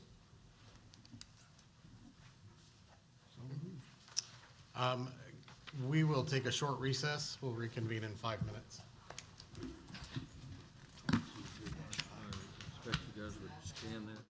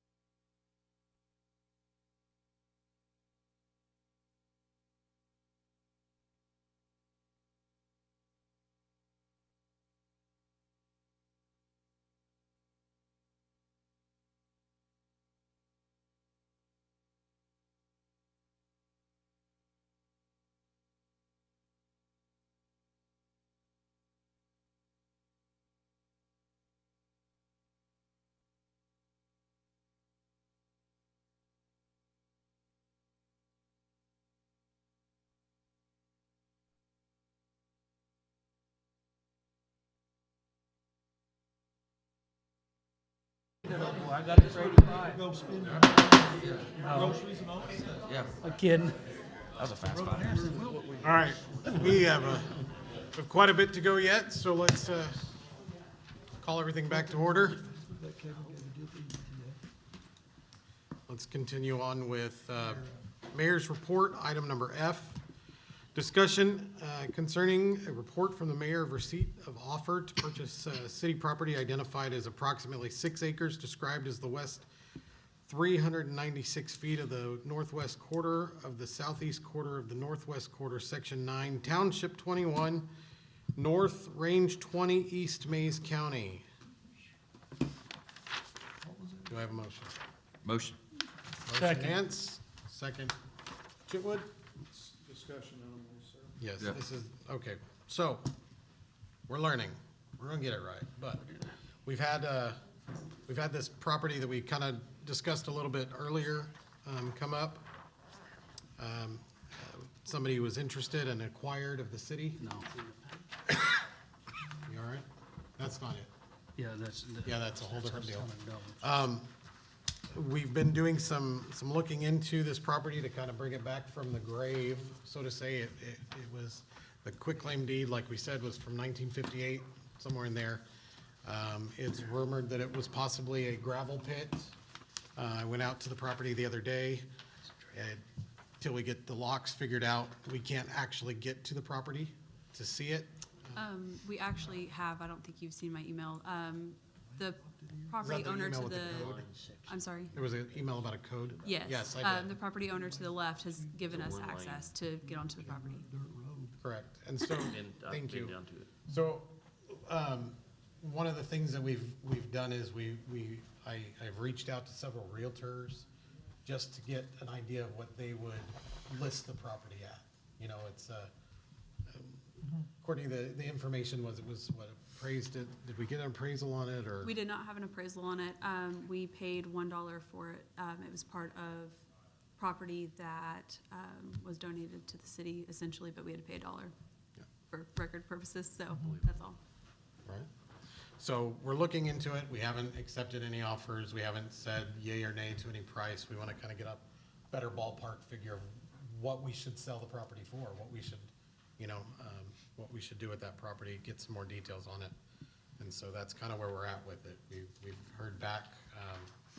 I've gotten some numbers just right before council meeting. One realtor said 60 to 70,000 is what they would list it at. I'm waiting on 2 others to reply. Just for the record, those are all local realtors. So, just wanted to put that out there, but that's where we're at. There's not, Bruce, that's the first time I've seen you smile today. I knew I'd get you, but. You got me on that one. Thank you. So as we go forward, we'll keep the council informed, keep the city informed of what we're doing with that. We possibly have some other people interested in the property now that it's kind of popped up out of nowhere. So we'll start the process of that, and I'm working with Courtney to get the documents that we need and figure that out. So, any discussion? Pretty landlocked, isn't it? Man, is it ever. And the grass is pretty high, Yep. so. Mr. Ritchie, would we need to, before we really pursued looking into potential buyers of this or talking to them, don't we need to declare it surplus property first? Before you sell it. Yeah, Yeah. oh, as long as, okay, before you sell it. Yeah. So, There's no potential for city use or anything, I mean, other than what we had done before with gravel or something? I'm gonna say no. Okay. Now, somebody might come up This- with a great idea, but it's out there, and Jerry? This particular piece of property was one of Mr. W.A. Graham's gifts to the city and his estate. And it was a gravel pit to be used for the city to haul and get clay gravel to come in and gravel roads for. It's, as the crow flies, it's straight due north of Lakeland development, roughly over there on the lake. And geographically, it's just south of the Cole Free Will Baptist Church. at the next section line that goes back to the east, that's a dead-end blind section, and the road going to it actually looks like the private drive of the couple of houses that's there. Yes, I was a little nervous. And it is a going in rough, there. it is a rough road going up there to it, and it's got a gate. It's about 6 acres, it's about 6 acres. If you do look at it on Google Maps, it does show, you can see probably where the clay gravel was, the pit was dug out of there. But it's completely landlocked around the other parcels of the property and just a pig trail going in there to it. So I will tell you, if you do decide to look on Google Maps, it's there, he's right, you can see it. But it appears that there is one chunk of land that is cleared, and then directly to the east of that is another chunk of land that looks like it has some trails and kind of rough terrain. That's the property that we're talking about. It's not the cleared, squared chunk of land. It is very, from the satellite view, it's pretty rough. So, but there's a chunk of land that have trails on it, and, you know. And I think it was quite a surprise to the city clerk and the mayor that we even owned that piece of property, if I recall right, when you first brought it to my attention. Yeah, so I had heard that we had a property in the area, but I didn't know that that was it. And so we're looking into that. We're gonna do some research on that. Nothing's been accepted, nothing's been extended. We won't do that until we have all the information we need. But it's been decades since we probably have even been in there to the gravel pit for it. So it's just been sitting there as a piece of property that we didn't know we had. Correct. And then, like we said, we will surplus that out and call for that as we go forward. So there's process. We'll do our due diligence and follow that as we go forward. Any further discussion? Now, yes, Mr. Mayor. Yeah. I would entertain that we possibly look to the EDTA as probably a good source for helping to market this and sell it. And Mr. Anderson is here if anybody if he has anything to say about that or any other properties that we have. But my personal feeling is that, actually, he reached out that they're about this and help us with it. But I also think that if we do declare it surplus and sell it, again, we're a long ways from that process, that we probably should consider or think about using the proceeds that we get from that to set aside in a certain fund. Correct. For some sort of capital improvements, like, for example, maybe a swimming pool. There you go. But, That's what I was waiting well, for. and I'm dead serious about that too. But that's just a possibility, and of course, we got further discussion on down the road for that. But And that's been discussed, and appreciate that, Mr. Anderson. As far as the EDTA goes, we're here to serve for the benefit of the city. So if there are properties, I do think the EDTA can offer some advice and some guidance on negotiating with those potential buyers or marketing for those products or properties, and help bring that to city council, and then you guys and ladies could make the decision on what you wanted to happen with that property and direct those funds to where they go. The EDTA, I think, from the properties that were abated several years ago, was successful in selling those to some individuals and having houses built on those. So I think there's a history there, and we'll help however we can. Sure, we appreciate that, and that is one of the roles that the EDTA was designed for, so. I have one more question, Mr. Okay. Mayor. Yeah. How was this brought to your all's attention? That you all had this piece I'm of gonna let property Courtney and answer that. wanted to sell it? The person that made the offer, the realtor actually contacted us. They are buying property near it. I'm not sure if it's right beside it or somewhere in the area, and they would like this property as well. Okay. And we have no intention on what we have no idea Right. what their intentions are. But Can you disclose the name of the buyer? I'm pretty sure it's in the offer. Public information. Yeah. I don't remember it off the top of my head. I'll have to look for it. It should be in the packet with the rest. Oh, no, we didn't. I don't think we included that. We can get that and get it out. I just want to make sure that we all understand that at this point, we're gathering data on the property, trying to find where we want to go with it, what we want to do. And I will say for the record that I know of at least one other person that is now interested in this property also, in addition to the one that brought it to this attention. So there seems to me maybe be an interest Yes, for so potential. I think that's where we need to make sure that we've dotted our i's and crossed our t's on something that's been sleeping for years. So, any further discussion? Okay. Continue, that was for discussion only. Item G. Item G, discussable and possible action regarding the recommendation to appoint Joe Barnes to fill a vacant seat on seat 7, Planning and Zoning Commission, term ending 9/30/25. Joe is currently serving as an alternate in seat 6. So move. Second. We have a motion from Gantier, second from Chitwood. Discussion? Yes, I have a question. Yes. On all, to my knowledge, on all city appointments that we've done in the past since I've been on here, we have been requiring a resume for these people. And that, there's not a resume in the packet. Nope. You do have a resume for one of the 3 other appointees that you want to make tonight, but not this one or the other one. So Correct. I So would- I did not ask Mr. Barnes for one. I'm sure he would gladly provide it. He's very qualified in his background. Mr. Barnes has been serving on this committee for some time. And so that said, we're going to move him from an alternate to a position, and I discussed that with him earlier last week, and he was okay with that, so. And I remembered that in the past, few months ago, one of my colleagues down on the other end of the table wanted to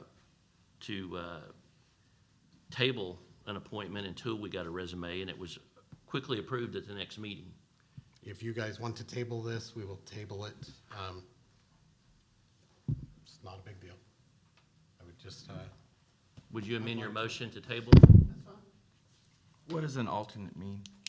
so if the committee has 3 people, So he'd 3 step show in? up, say seat number 2 can't make it, the alternate fills in. Right, that's what I assumed.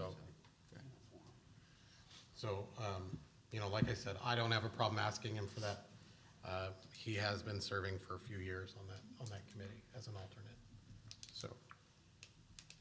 I understand wanting to have a resume, but even if they're an alternate, you still want one? We're doing nothing about this person, and we're appointing them. But they've been, That's the same for any appointee for any position. You don't know who they are. So just for Just a there's formality. nothing formal that says we need that. That was just It's a practice that's been established by this city government, though, in the past, and it's been required by some people to do it, and then some have been required to do it, and others have not. So if we have a There's no- standard set, Sure. we should go by the standard. and that's fine, and I made it very clear that we can table this and get that from him. So I need discussion on what you guys want to do. I'm perfectly fine with making that amendment to table. We have a motion to amend from Gantier and Chitwood, that would be you I'll go ahead and amend my second. in the second. So we will table this until next council meeting. Have to have a vote. Okay, but let me tell you what we're doing. Back off, Joel. I'm with you. We're gonna the motion is to table until we can get that Yes. resume from him. I'll get that from Mr. Barnes, and we'll Thank you. present that at the next meeting. So go ahead and call for the vote. Miller, Yes. Chitwood, Yes. Trammell, Yes. Gantier, Yes. Smith, yes. Lamar, Yes. Shropshire, Yes. Nance. Yes. Okay, thank you. Appreciate the dialogue, guys, I really do. Number 5, City Attorney's Report. Mr. Ritchie, discussion regarding Open Meeting Act and quorum rules.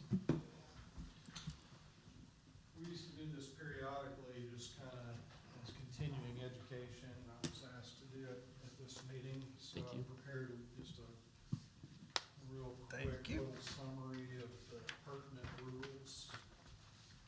And I'll try to be very brief. Appreciate that.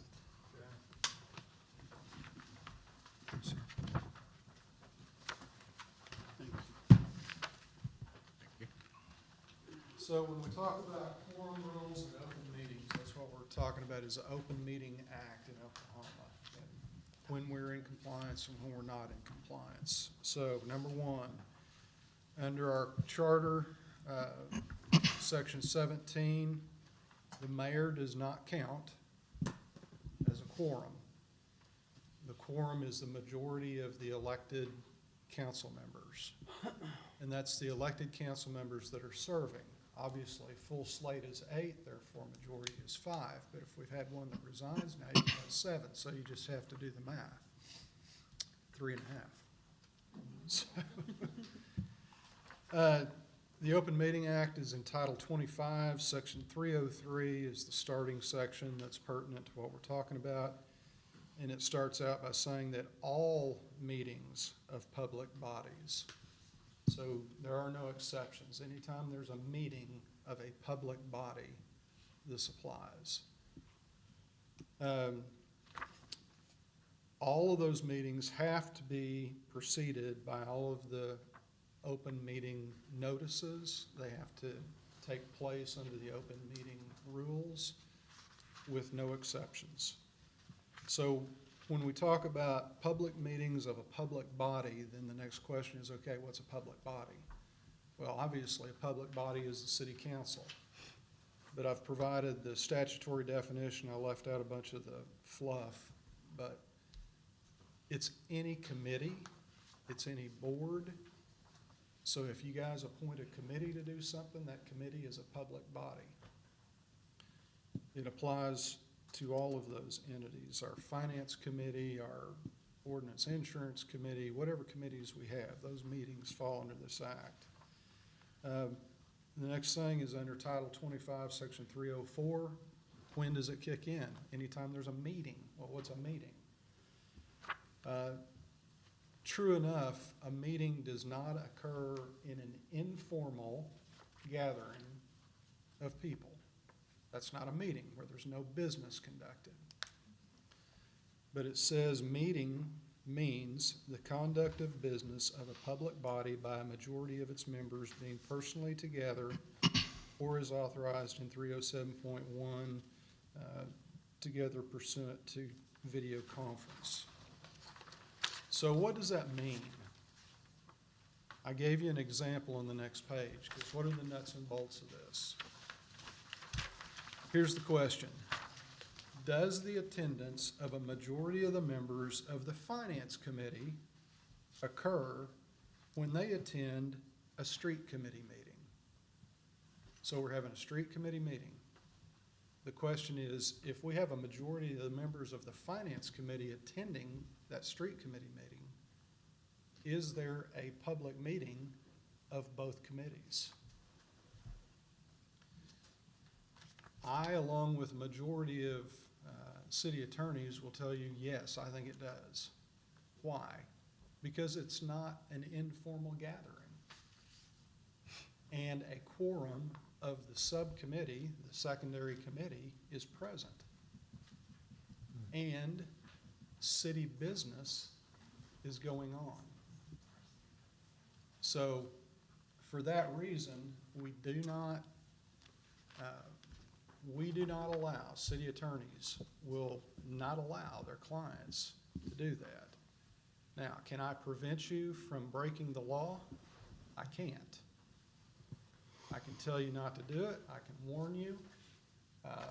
This body acting jointly could sanction someone for violating what they believe is the law, because when one member disobeys the law, they place everyone at jeopardy. How? Well, a willful violation is a crime. It also can subject this body to a lawsuit. And in a successful lawsuit for violation of the Open Meeting Act, the winning side is entitled to fees and costs. And I've often said, you know, an attorney could make a living, a good living, by just going to city council meetings all the time and getting people to file suits. Because I can't tell you how many violations I see occur, and it's not because people are evil, it's because they don't know what they're doing. So open meetings and committee meetings and quorums, let's just abide by the law and let's keep the rule and not have a quorum of another committee present at the meeting of a different committee. Any questions? Question. You bet. What is the distance that is considered a quorum? If you're present in the room, or if you try to skirt the law by sitting outside the door where you can hear, you're in violation. Just no question. Okay, We is do that- stream all is of there our case meetings law though, on so that, you or can just always watch from opinion, home. or Excuse me? is there case law on it, or is there opinion on it, or? That's what I was talking about, sitting outside the door. Why would you Before sit we've been outside the told door? sit I mean, outside the door. here's how a judge or anybody would look at that. Why are you sitting outside the door of the meeting? Can you hear? Yeah, you can hear. So you're participating. I mean, you can't play games like that. Certainly, you can sit at home, you're not in the presence of others, and you can watch a video. But to try to sit outside a door where you can hear, make yourself known that you were here, it's just a violation. So I'm going to ask you not to do it and leave it at that. Another question, just real quickly. If we have say something with the Chamber of Commerce or something down there, and more than make a quorum want to go to that function or whatever, is that considered to be allowable to do? As long as it is not a public meeting. Okay. Okay, so it's not a city meeting. You can go, and several of you could be there, you could go to a Christmas party, whatever. And as long as you didn't discuss city business, you'd be okay. I subscribe to, again, what I'm gonna tell you, if you've been to the OMAG training courses, you've heard this before from other lawyers. And pretty much every city attorney is gonna say, man, I don't even want a quorum of you sitting down at Thomas's, because you just opened the door. But technically, is it a violation? No. Well, So, even EDTA meetings, not all of us can go to the EDTA meeting one, because that is a formal meeting. That's a formal meeting, and it's an arm of the city. It's a public trust where the city is the only beneficiary. So Right. absolutely. Okay. And, remember, all of our meetings are recorded and broadcast from the city website. Yes, we acknowledge that there have been issues. That's why we have two gentlemen back there trying to help us figure it out right now as we speak, with the company that's working with that. We're paying to get this resolved. So we realize that there's technical difficulties every now and then, but our effort is to present those meetings in an online form so that they can be watched and then recorded and watched later. So, thank you, Kim. Okay, we're gonna go to the discussion and possible action on the consent agenda, but I'd like to go to the addendum. We'll start with the addendum, and I want to,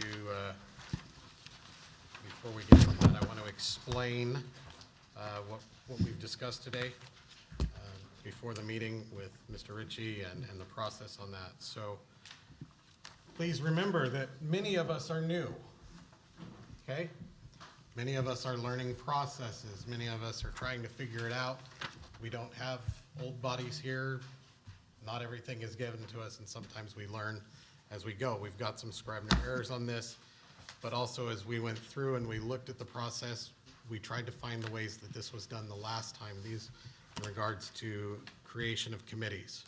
And so as we pulled up old agendas, we pulled up old minutes, we followed the verbiage that was on those. And as we got to the meeting today, I consulted with Mr. Ritchie, and we do have the verbiage incorrect. So I'm gonna let everybody know that I'll take the heat on that one for the incorrect verbiage. Can you forgive me? Sure. Thanks. And so, under Scrivener error, we will have some changes in the verbiage on this. And so, We'll start with item number 1. And the way that this process works is that we make nominations, and those nominations for the committees are ultimately your guys' decision.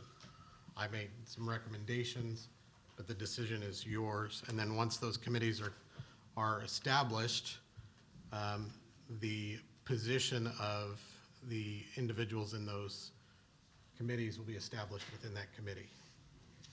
Does everybody understand that? So discussion, we'll start with item number 1, discussion and possible action regarding the nomination of Budget and Personnel Committee members as follows: Dennis Nance, Charles Trammell, Travis Malore, and Choya Shropshire. Do I have a motion? So move. Second.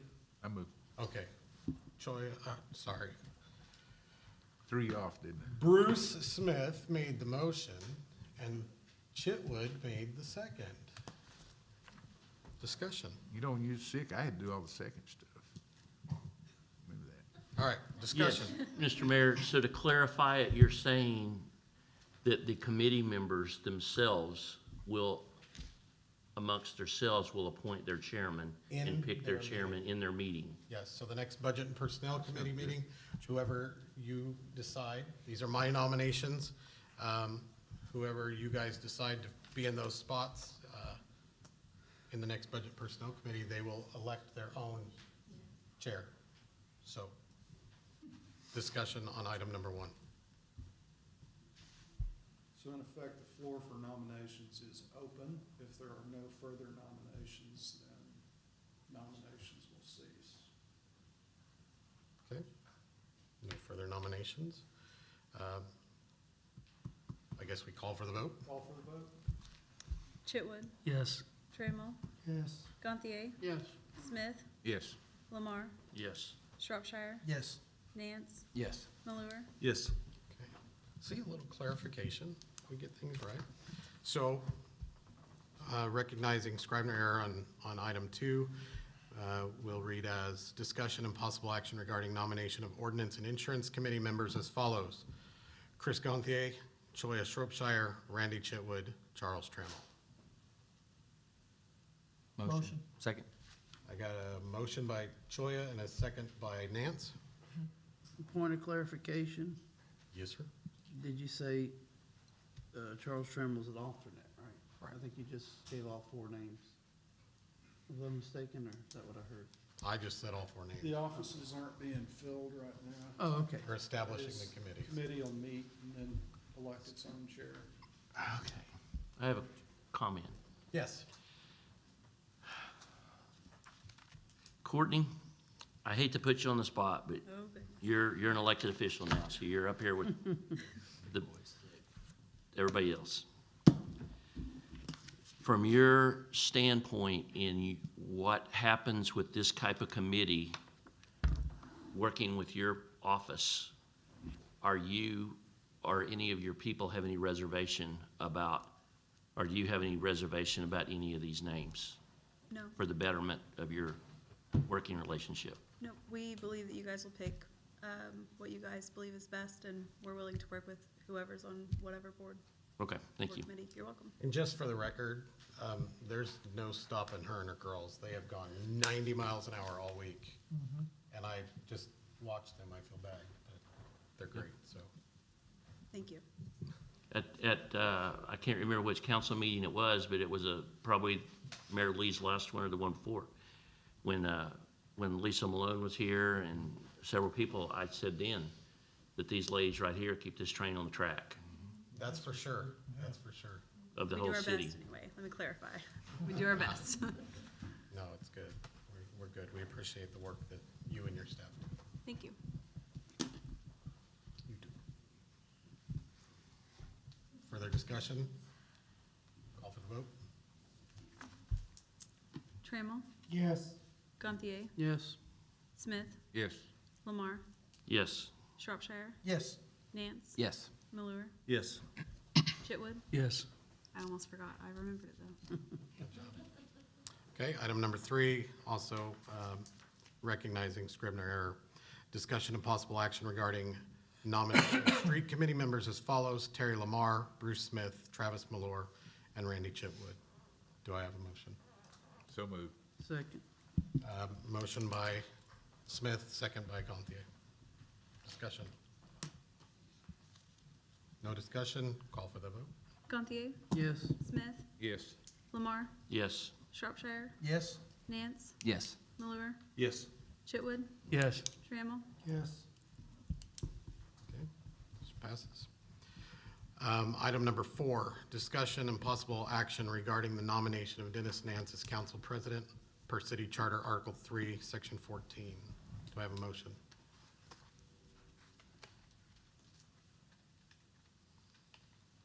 I'll make it. Thank you. Motion by Choya, second by Malore. Discussion? We make nominations now? Yes, this is my nomination. You guys make nominations. Terry Lamar. Okay. Second. So if I remember right, Mr. Rich, this is done, we call for the vote and we state the name of who. vote the names. Yeah. I think we did it last time when I was on there. We did, everybody stated the name of the individual that they wanted. Do you have a way to? I need to clarify, Gantier, you were the one that seconded that? Trammell. Trammell did, I apologize.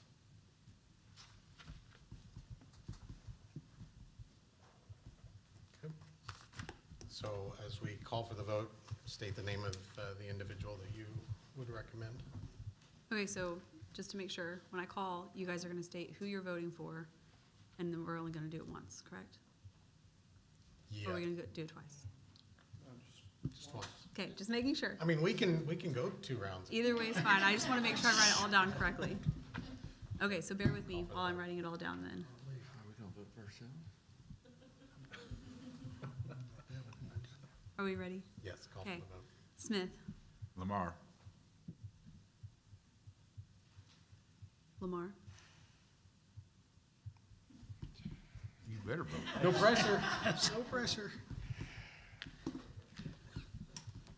Excuse me. Abstain. Shropshire, Abstain. Nance, Abstain. Malure, Nance? Chitwood,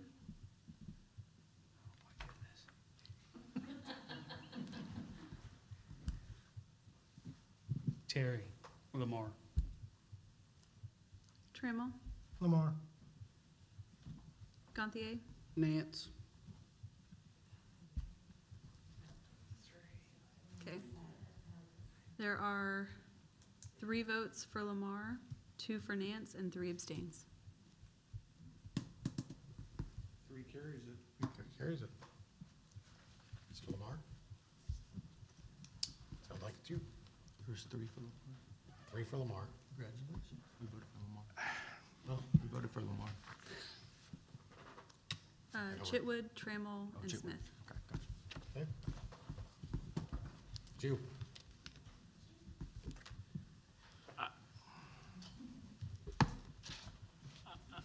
I'm very humbled. I was not soliciting this, I was not lobbying for it, I'm just very humbled. Thank you. So I do want to make a brief comment before we call for, I don't know, we don't call for a vote, that was our vote. But I do want to let everybody know that this is the process that we do when we do this. And so what you just saw was our process and work. Sometimes we have to make tough decisions, sometimes we don't, but the process was followed properly. And so we support and sustain Mr. Lamar. Okay. Item 4, nope, that was item 4. Item 5, discussion and possible action regarding the appointment of Tim Mills as abatement hearing officer for the city of Pryor Creek, Oklahoma, as defined by City Charter, Title 1, Chapter 5A, Section 5A-3. This fills the abatement hearing officer vacated by Zach Doyle. Do I have a motion? Motion. Motion by Choya, Second. second by Nance. Discussion. Do we have it may be in our packets, I don't see it. Do we have information on him on his resume? Did we add that in there? I did not see I it. haven't seen it. I have that. I can provide that. Well, go get it and make copies. Take a break. Okay, do you guys want me to get that right now? Either that or we're gonna table it next table it till We next could meeting. table it unless you need them right away. If you want, I will go get it. I would rather get this resolved than table it. That's my opinion. I apologize for not putting that in the packet. It just came in an email the other day, so. It's very simple. We'll take a short recess till I return.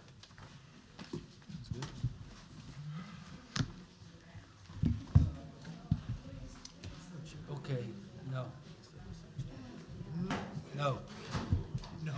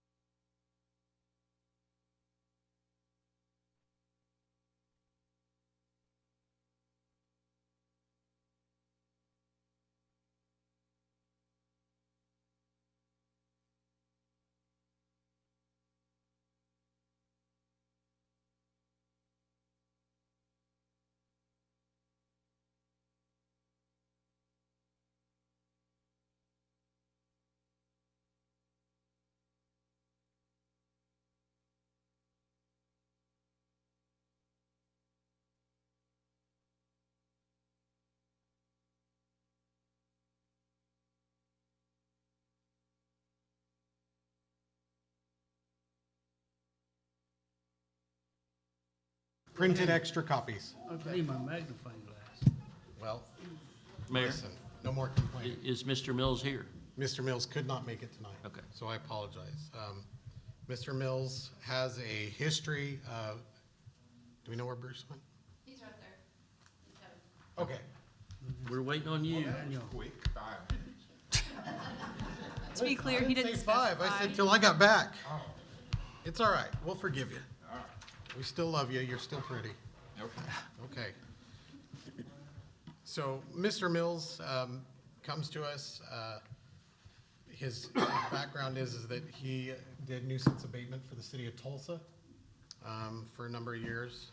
And so, it's a very simple resume, but that's his background. Is from 91 to 2021, he was involved in the nuisance abatement for the city of Tulsa. He is a Pryor resident. His wife is a teacher or librarian at Lincoln Elementary. I sat down with him earlier this week, and I feel like he is competent to take on that task of our nuisance abatement and keep that process moving forward for the city.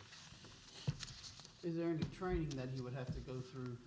He's had some of the trainings that I had, the Oklahoma Code Enforcement Association training. He's familiar with the individuals that put that on and sponsor that for the state. I always call him Andrew, but he's from Sand Springs is the one that does that, and he was familiar with the classes and things there. So definitely will allow him the opportunity to take that training if he feels. we want to make sure that we support and allow him to be the best that we can for the city. Also, it will come up on the next, this little foresight. As I took that position, the council had voted to make that a paid position at $50 per meeting. As we got into reading that change, that ordinance, that resolution, whatever you want to call it, the wording was such that that was written, so that was specifically for me. So we'll have to come back after we change that and make it the position. We just figured that out this week, so. Well, my biggest concern, I think, was him being local. That's fine. That's a good deal. Yep, I was local, did it for 4 years. Yep. So it works.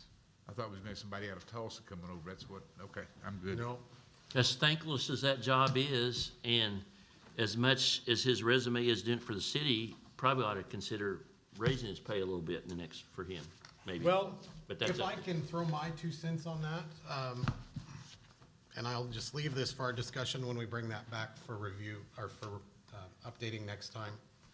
I humbly requested the $50 per meeting as a compensation of time, knowing that it took a time, and I knew that I probably, whatever my outcome would have been when I took that, was not to be there forever, but recognizing that it does take a lot of your personal time, was to give minimal compensation. My recommendation would be possibly the council discuss what they think is fair for that, but those meetings usually last anywhere 6 or 7 minutes to 45 minutes. A lot of what we have to do also requires some bilingual situations and scenarios, so often we've had to bring in interpreters, things like that. So as we go forward, we'll discuss that. It's not on the agenda for that. Those items are not on the agenda, but to fill the position is on. And so as we go forward, I would recommend the council consider the direction that you want to take with that. Which account would he be paid out of? We have one. It's a nuisance abatement account. Okay, all right. It is a nuisance abatement account. You probably didn't get paid enough for it either, but anyway. I was satisfied with my compensation. The service to my community and the reward of the cleaning up the properties was sufficient for me. So, okay, do we have further discussion? Now that we have a resume in front of you, we'll go ahead and call for the vote. Okay. Lamar, Yes. Shropshire, Yes. Nance, Yes. Malure, Yes. Chitwood, Yes. Trammell, Yes. Gantier, Yes. Smith, Yes. Thank you very much. And he will actually become an employee of the city with that, so. Item number 6. Point of clarification, should we deal with this, this item at this point in time, or deal with the one on the consent agenda? Since this is the retainer contract, the other one is the one before it. I think we've laid that out in a manner we can deal with it now, and yeah, since they're two so separate purchase we're orders and. separate purchase such, I orders, think we'll separate be things, so. If you're okay with it, I mean, we can scratch it all together. okay. I don't think he wants that. But I have no problem at all with either one. Okay. Item 6, discussion and possible action regarding payment application number 4 to Envision Civil Contractors LLC for 2022 Whitaker Park Tennis Facility Parking Improvement Project, PRY 2107. This is the retainer in the amount of $56,5613 from Parks Capital Outlay account 444455415. Do we have a motion? Motion. Motion Chitwood, Second. second Malure. Discussion? Yes, when you say a retainer, what specifically does that mean? And is this directly tied to, is this a separate item, or is it directly tied to the increase in the cost of the error that had to be corrected? No, this is not tied to the change order. This is the retainer contract of the original contract. And we have another item on the agenda, under the consent agenda, which does cover remaining items of the contract, so. Okay. So ideally, this would have been Reversed. reversed, Okay. but the way But that since we it was tabled last set time. it up, they were 2 separate items, 2 separate things. Before you sit. I'm down, happy. You have looked at it and everything looks good and. Yes, Councilman, we've written a report to the city that recommends for payment of this. I think all the items that were identified in the original project, and all the items that were identified in the change order have been done to satisfaction. Well, I do have one more question. And this is just a technicality question, and clarify with Frank or you, whoever. What, I don't know what you call them, I call them the curbs, the parking lot. Yeah, when are those gonna be put in, and how, Parking is that, the park, yeah. When are those gonna be put in, and how are they gonna be paid for? That I'll probably have to budget for in this next budget and purchase those separate. Those were not included in my contract for the original budget. So With those not being in place now, since that is a parking lot for the park, and the purpose of those is to keep cars from pulling up on the sidewalk, blocking the sidewalk, et cetera, could that not be a safety factor that they're not done now? not necessarily, I mean, tennis is over basically, so now you're just gonna have a car or two show up and it's not just gonna be packed full. Buddy and I discussed it and we're gonna try to do the handicap parking area. But, as for the curbs, usually I thought that they used Bank, I guess, but then, I guess they purchased their own parking blocks now, so. So like I said, it'll be something like to figure out how many we exactly need, and I was just gonna put it in with the new budget. And when all that was being discussed at the time, I thought it was agreed on that we were gonna have diagonal striped parking. I don't know if it was agreed to, that was my recommendation. Yeah, the striping and the parking deals actually were just recommendations. They were never actually totally proved part of it. They were just recommendations. So we're gonna do them or not do them? The parking curves, The striping. I don't know. I'm not for the striping. There never was striping. When people use it now, they pull straight in. And so if we were to stripe it, I would go straight, because which way would you? Well, I think the discussion was because there might be a longer vehicle or whatever. I noticed as I've gone by, it's been very full during tennis. But everybody does pull in straight. Well, that's because there's no stripes to guide them. That's what I'm saying. They know how to park. I mean, that's, to me, once you stripe something, then you're designating, you know, how it needs to, or, to me. So I think, let's get back to the payment approval. We can look at the next budget for curbs, parking curbs. Okay. I have an issue with that, though. I think we're pulling it out of the wrong account, the wrong line item. Because when it came before the budget committee, it said discuss possible recommend council action regarding payment application number 3 to Envision Civil Contractors LLC for the 2022 Whitaker Park Tennis Facility Parking Improvement Project, PRY 21-07, in the amount of $15,990, originally to be paid from Parks Capital Outlay Account 444455415. This will not be paid from that account. Payment will come from Parks Outside Service Account 02-219-5075 in the amount of $10,000, and Park Repair and Maintenance Account 02-219-5091 in the amount of $5,990. So it looks like we've got the wrong account. No, so there's, what we had to do, because if you remember with the last council meeting, there wasn't even close to sufficient funds in that account. Correct. So what we did was we pulled it back, and you'll see later that it's actually not to be paid out of that account. This is a completely separate payment. This is payment number 4. So Okay. we had enough in that account. to So this leave that- didn't come before budget. What's that? This one didn't come before budget. I think they all came before budget. Well, I mean, I just read it, so that's what I was wondering.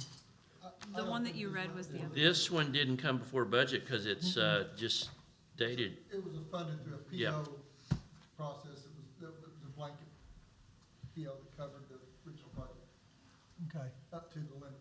So what we did was we pulled all of the rest of the payment out, found other other accounts to pay that out Right, of. which is what we did on number 3. Okay, so it did not come before the budget committee then? Did the original amount, The original amount was, yes, the original amount went before what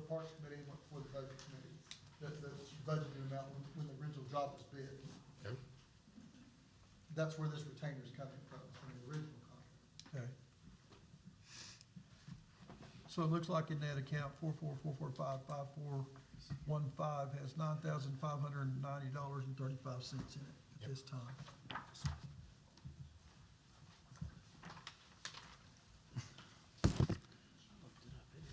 Further discussion? What do you got, I Joanne? just know that didn't come before the budget committee, that's all I was wondering about. Do we need to hold that and take it back to the budget? No, it's not. I mean, there's no ordinance that says it has to. Okay. No, because it's part of the PO. Right. So, It's already been, the PO's already. Bottom line is the money there? Yep. yes, Okay, It's there. I call for the vote. absolutely. All right, thank you. Call for the vote. Shropshire. Yes. Nance. Yes. Malure. Yes. Chitwood. Yes. Trammell. Yes. Gantier. Yes. Smith. Yes. Lamar. Yes. Okay, thank you. All right, we will continue to item number 6 on the original agenda. Item A, approve the minutes of the May 2nd, 2023 council meeting. B, approve payroll purchase orders through May 26, 2023. C, approve claims for purchase orders through May 16th, 2023. D, acknowledge receipt for deficient purchase orders. E, approve March 2023 appropriation requests. F, discussion and possible action regarding hiring Robert Morgan as rec center custodian. Maintenance effective May 17th, 2023 at Range A, Step 1, annual wage $31,200. This position was left vacant by the resignation of Ricky Raff. G, discussion and possible action authorizing Recreation Center Director to seek bids to replace the HVAC unit and ductwork in the group fitness room, anticipating an approximate cost of around $40,000 for both from Recreation Repair and Maintenance Account 848455091.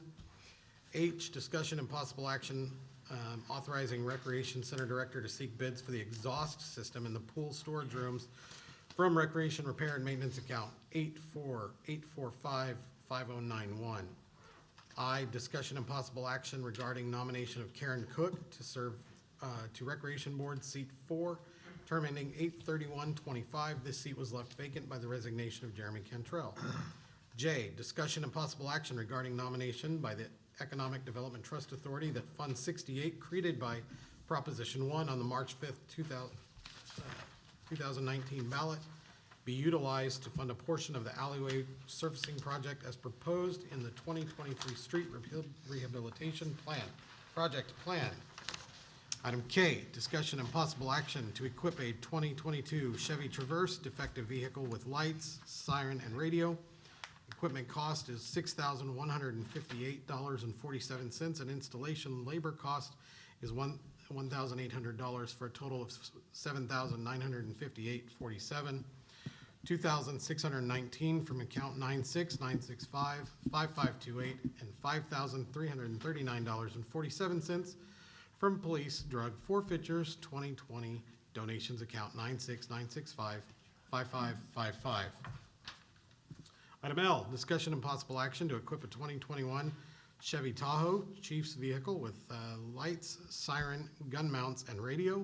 Equipment cost is $8,491.55, and an installation labor cost is $2,000 for a total of $10,491.55 from Police Drug Forfeitures 2020 donations account 96965-5555. M, discussion and possible action to equip a 2018 Ford Explorer SRO vehicle with lights and siren. Equipment cost is $7,347. And installation labor cost is $1,800 for a total of $9,147 from Police Repair and Maintenance account 022155091. N, discussion and possible action regarding a contract with Buffy's House Cleaning to clean the new police department twice weekly at a cost of $400 per week from Police Repair and Maintenance account 022155091. 3 other companies were asked to bid but declined. O, discussion and possible action regarding creating a new position for records clerk at the Pryor Creek Police Department and approval of new job description. P, discussion and possible action regarding promotion of Natalie Mayer from dispatch to police records clerk at Range U, Step 2, annual wage $41,526. Discussion and possible action regarding taking applications for new dispatch position at the Pryor Creek Police Department. R, discussion and possible action regarding promotion of Haley Bogle to dispatch supervisor at the Pryor Creek Police Department, Range U, Step 2, annual wage $41,526. S, discussion and possible action regarding payment application number 3 to Envision Civil Contractors LLC for 2022 Whitaker Park Tennis Facility Parking Improvement Project PRY 2107 in the amount of $15,990, originally to be paid from Parks Capital Outlay Account 4444554415. This will not be paid from that account. Payment will come from Park Outside Services Account 02-219-5075 in the amount of $10,000 and Park Repair and Maintenance Account 02-219-5091 in the amount of $5,990. T, discussion and possible action regarding an expenditure in the amount of $34,237.45 for the purchase of a 5-year maintenance and backup phone for a new Motorola CallWorks 911 system that was received through the Oklahoma 911 Management Authority grant from COVID reimbursement account 05-501-5401 in the amount of $25,847.88, and the remainder from Police Technology account 02-215-5260 in the amount of $8,389.57. Discussion and possible action regarding an expenditure in the amount of $2,862.76 to the Municipal Utility Board for traffic signal repairs from Street Repair and Maintenance account 141455342.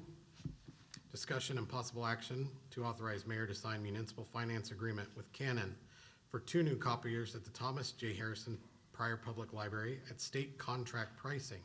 The lease agreement is for $216 per month, a saving of $79 per month over the previous lease agreement, and will be paid out of the library office supplies account 02-221-5033. W, discussion and possible action to authorize mayor to sign maintenance service agreement with Lakeland Office Systems Incorporated. This agreement includes monthly overages charges for copiers that average $50 per month and will be paid at state contract pricing out of library office supplies account 02-221-5033. X, discussion and possible action regarding an expenditure in the amount of $10,440 to Upcurve Cloud for the G Suite basic annual license subscription from May 12th, 2023 to May 11th, 2024 from general software account 02-201-5260. Mayor pointed out on item J that Fund 68 created by proposition should read 2. Scrivener's error, it reads Prop 1, it's actually Prop 2. Okay. We have item G requested to be pulled. A. And G, you already got G. C and S.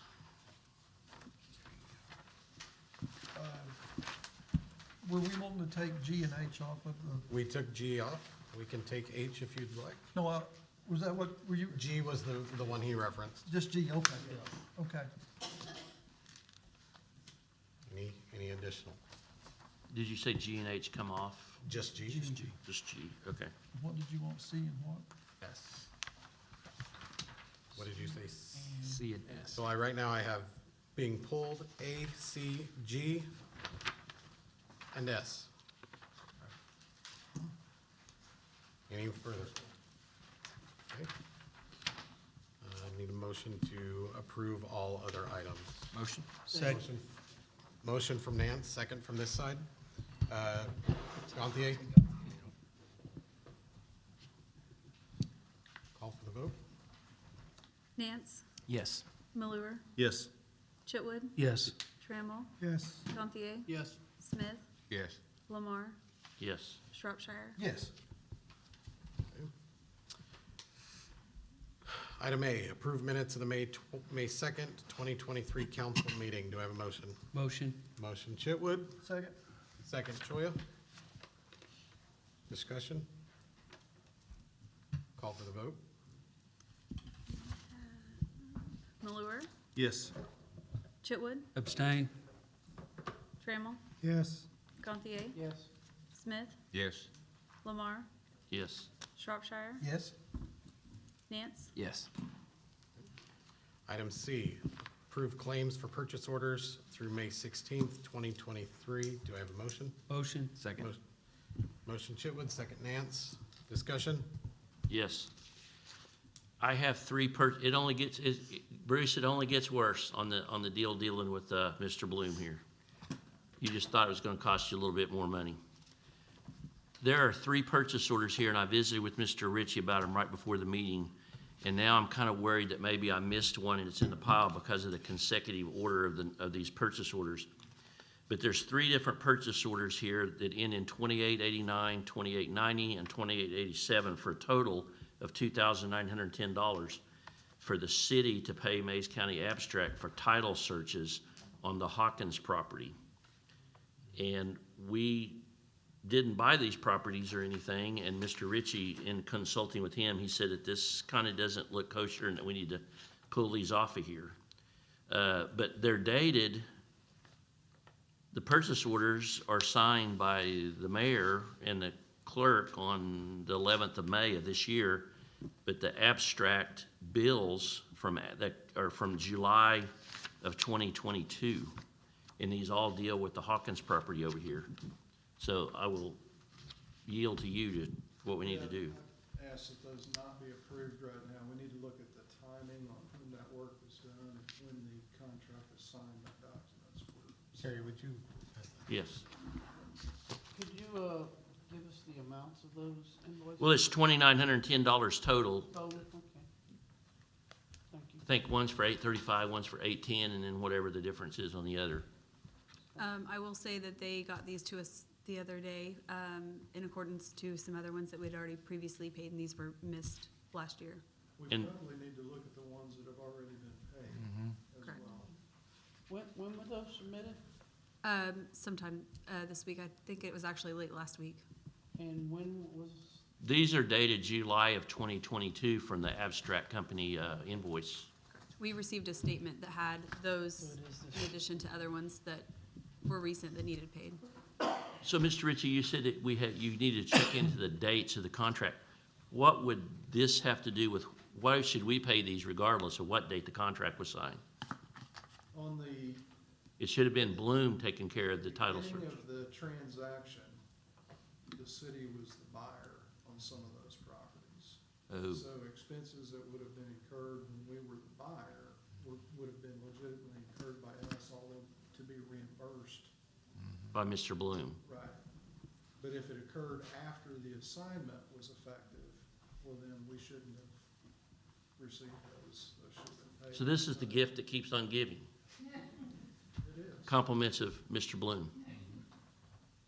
Oh, But anyway, that's why I was gonna bring those to your attention to not pay those. No, thank you. We'll look into that. Look into that. But Further, I'm all for paying the others. all right, further discussion? No? Call for the vote. Chitwood, Yes. Trammell, Yes. Gantier, yes, Smith, Yes. Lamar, Yes. Shropshire, Yes. Nance, Yes. Malure. Yes. Okay. Item G, discussion and possible action authorizing Recreation Center Director to seek bids to replace the HVAC unit and ductwork in the group fitness room, anticipating an approximate cost of around $40,000 for both from Recreation Repair and Maintenance Account 84855091. Motion to table? Oh. Make a motion, no action. We have a Too much motion going for on. no action. We have a that's the couple same motions. motion I made, so first or second, I don't care. Okay. I don't care, whatever. Motion from Whichever, I Gantier, don't, motion from Gantier for no action. That'll work. Second from Choya for no action. ever. Okay, call for the vote. One moment, please. I'm so sorry. Going a little too fast for me. Trammell, And we're tabling, right? Yes. No action. no action. No action. Yes. Gantier, Yes, Smith, Yes. Lamar, Yes. Shropshire, Yes. Nance, Yes. Malure, Yes. Chitwood. Yes. Okay. And item S, discussion and possible action regarding payment application number 3 to Envision Civil Contractors LLC for the 2022 Whitaker Park Tennis Facility Parking Improvement Project, PRY 2107 in the amount of $15,990, originally to be paid from Parks Capital Outlay Account 444455415. This will not be paid from that account. Payment will come from Park Outside Services Account 02-219-5075 in the amount of $10,000, and Park Repair and Maintenance Account 02-219-5091 in the amount of $5,990. Do I have a motion? Motion. From Chitwood, second from Trammell. Discussion. So is this the last bill for that project? It is. This will close the project out. And this includes the corrections that were done on the parking lot, or was that already paid for as part of the earlier payments? No, the vast majority of this $15,000, $900 pay request is covering the changes that were made to change order one. Change order one was actually for $16,832 total, so this is $15,990 of that. So what's the total cost of that parking lot? Total project cost was $113,122.61. And what would it have been had we not made the change? Roughly. $96,290.36. Okay. Which was about $17,000 over, roughly. Round numbers. Okay. All right, that's all I had. Further discussion? Call for the vote. Gantier, Yes. Smith, Yes. Lamar, No. Shropshire, Yes. Nance, Yes. Malure, Yes. Chitwood, Yes. Trammell, No.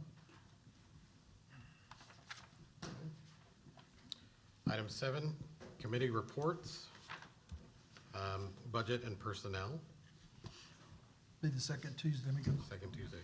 Item B, ordinance and insurance. Do we have a meeting time for that? Not yet. Yeah. There's gonna be one, 25th or something like that, but it hasn't been posted yet. And C, street department. There will be the regular scheduled meeting at the end of the month. Good answer. But while we're on street committee reports, though, I would like Mr. Powell to give us an update on a couple of things. That budget meeting be on the 13th. thank you. Is that permissible?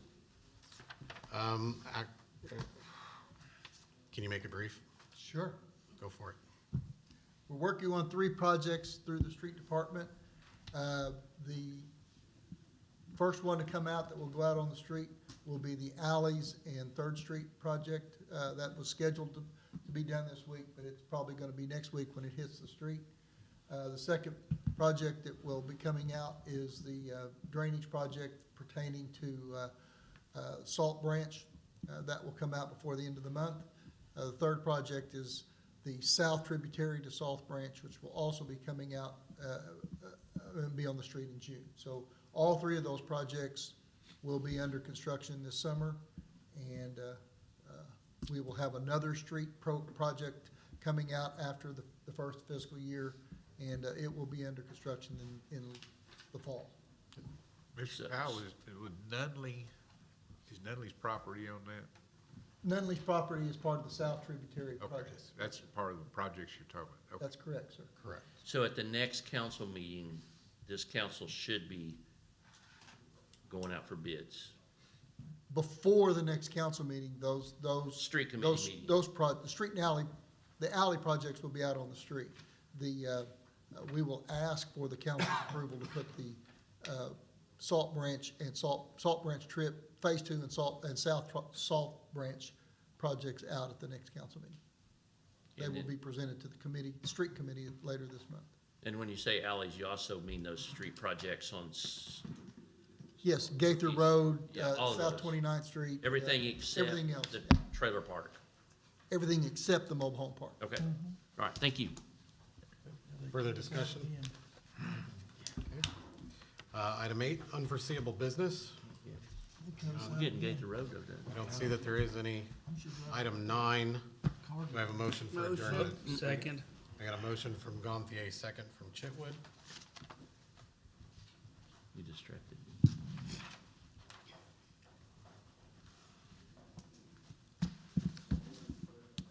You guys ready for vote? Ready for the vote? Okay, Smith, Yes. Lamar, Yes. Shropshire. Yes. Nance. Yes. Malure, Yes. Chitwood, Yes. Trammell, Yes. Gonthier. Yes. It was still bringing up under new business. We will go ahead and call to order the Pryor Public Works Authority. Approve the minutes of the May 2nd, 2023 meeting. So Motion. moved, second. I have a motion from Chitwood, second from Gonthier. Discussion? Call for the vote. Lamar, Yes. Shropshire, Yes. Nance. Yes. Malure, Yes. Chitwood, Abstain. Trammell, Yes. Gonthier, Yes. Smith. Yes. Okay. Item 3, unforeseeable business. Don't see any. Item 4, do I have a motion for adjournment? Second. Will you the motion? Motion from Nance, second from Chitwood. Are you ready to call for the vote? Shropshire, Yes. Nance. Yes. Malure, Yes. Chitwood, Yes. Trammell, Yes. These yours? Gonthier. If we could remain quiet till the votes are all called so she can hear those. We're back away again. Excuse me. Thank you. I know we're all excited to go home, but we need to make sure we get the votes. Okay, I believe Trammell voted yes. Yes. Gonthier, what was Yes. yours? I'm sorry. Yes. Thank you. Smith, Yes. Lamar, Yes. thank you, guys. Adjourn. Everybody drive home safe. It's dark outside. It's been a while since we've gone home for 9.